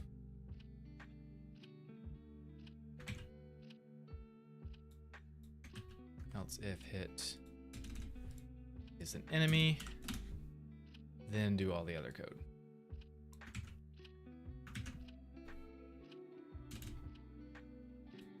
Perfect. Now the shield should work as well.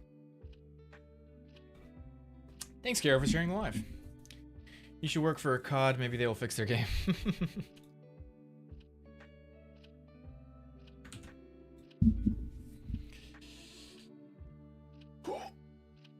Guys, I need more coffee.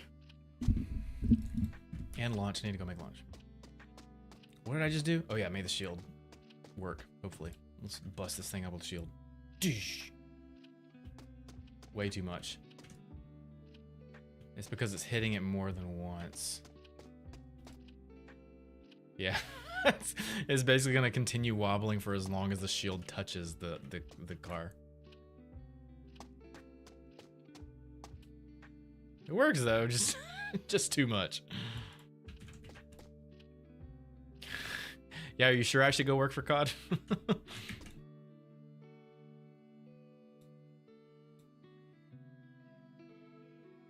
Guess it only needs to happen once.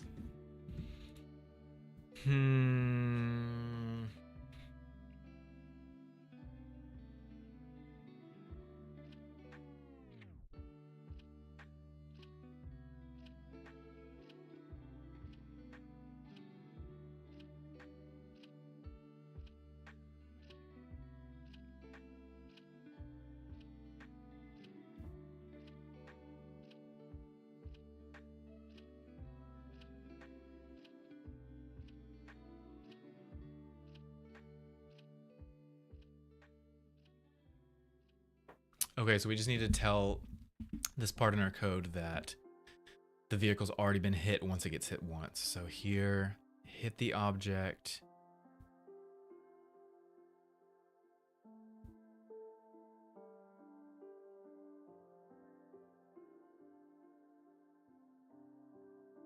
If already hit contains enemy transform, continue.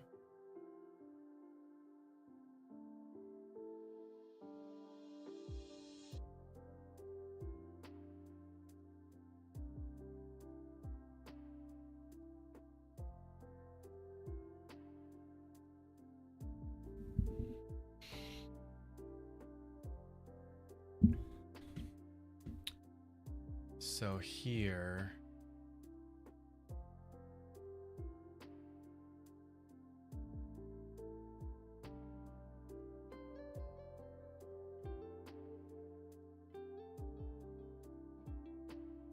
all I gotta do is just copy this code and use it here. So when we hit a damageable object with the shield, if it's shield, yes. If our already hit list contains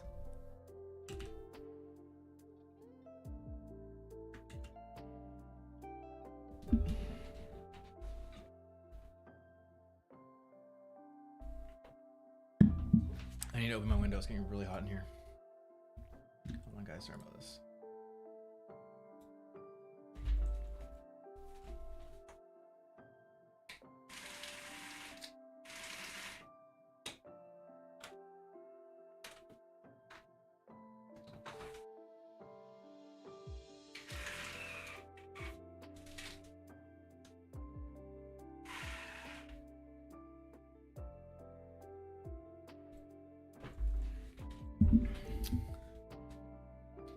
Okay, okay. Okay. So I've already hit contains.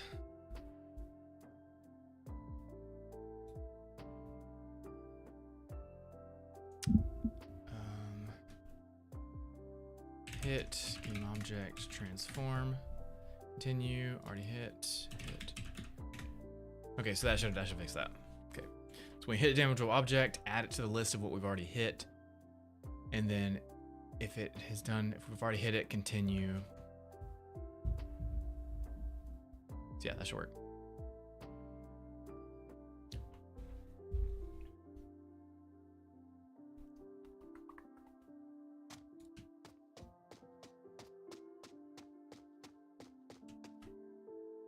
Nice. Now it only knocks it once instead of multiple times.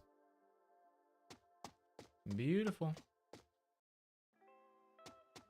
Problem fixed.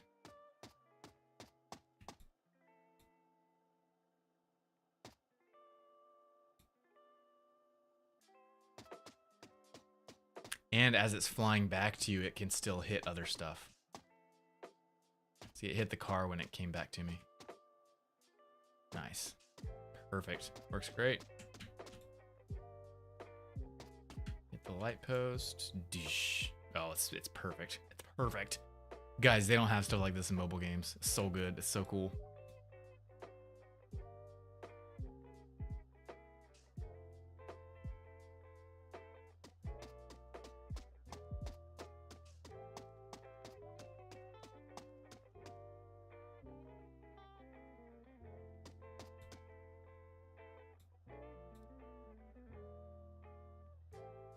It adds so much.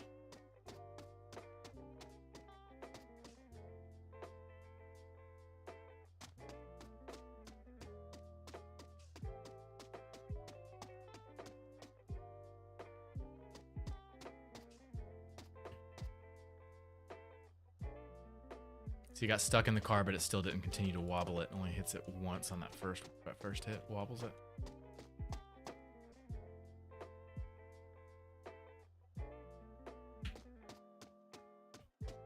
Shield throw? I know, I love the shield throw. And it now works with wobbling. Dish.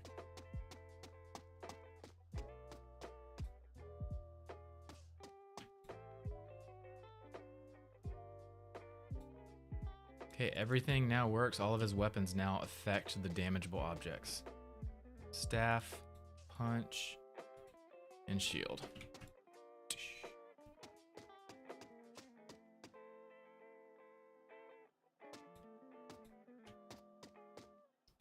Beauty.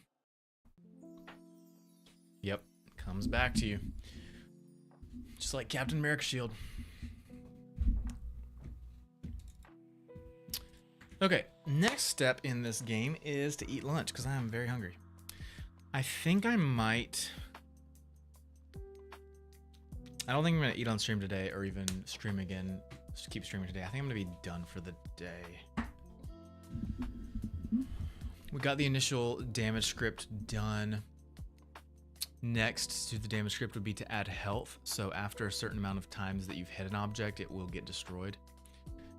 And then we've got to add the sound effect and the spark hits and stuff, but that'll come in like the next phase. I could go ahead and do that stuff now. I just need to go ahead and decide on an asset pack, and I need to get that approved by the client. Lunch predictions. Might do some leftovers. I've been having sandwiches like all week for lunch. I'm like, I kind of want to do something new. We'll see. Yeah, I'm gonna go eat lunch, and then probably, I'm not sure what I'll keep working on after that, but it won't be on stream, I don't think. But thanks for joining the stream today, guys. We'll do a Twitch raid. So I'm gonna end the TikTok stream, the YouTube streams, and then we'll do a Twitch raid. Okay, so TikTok is done. YouTube.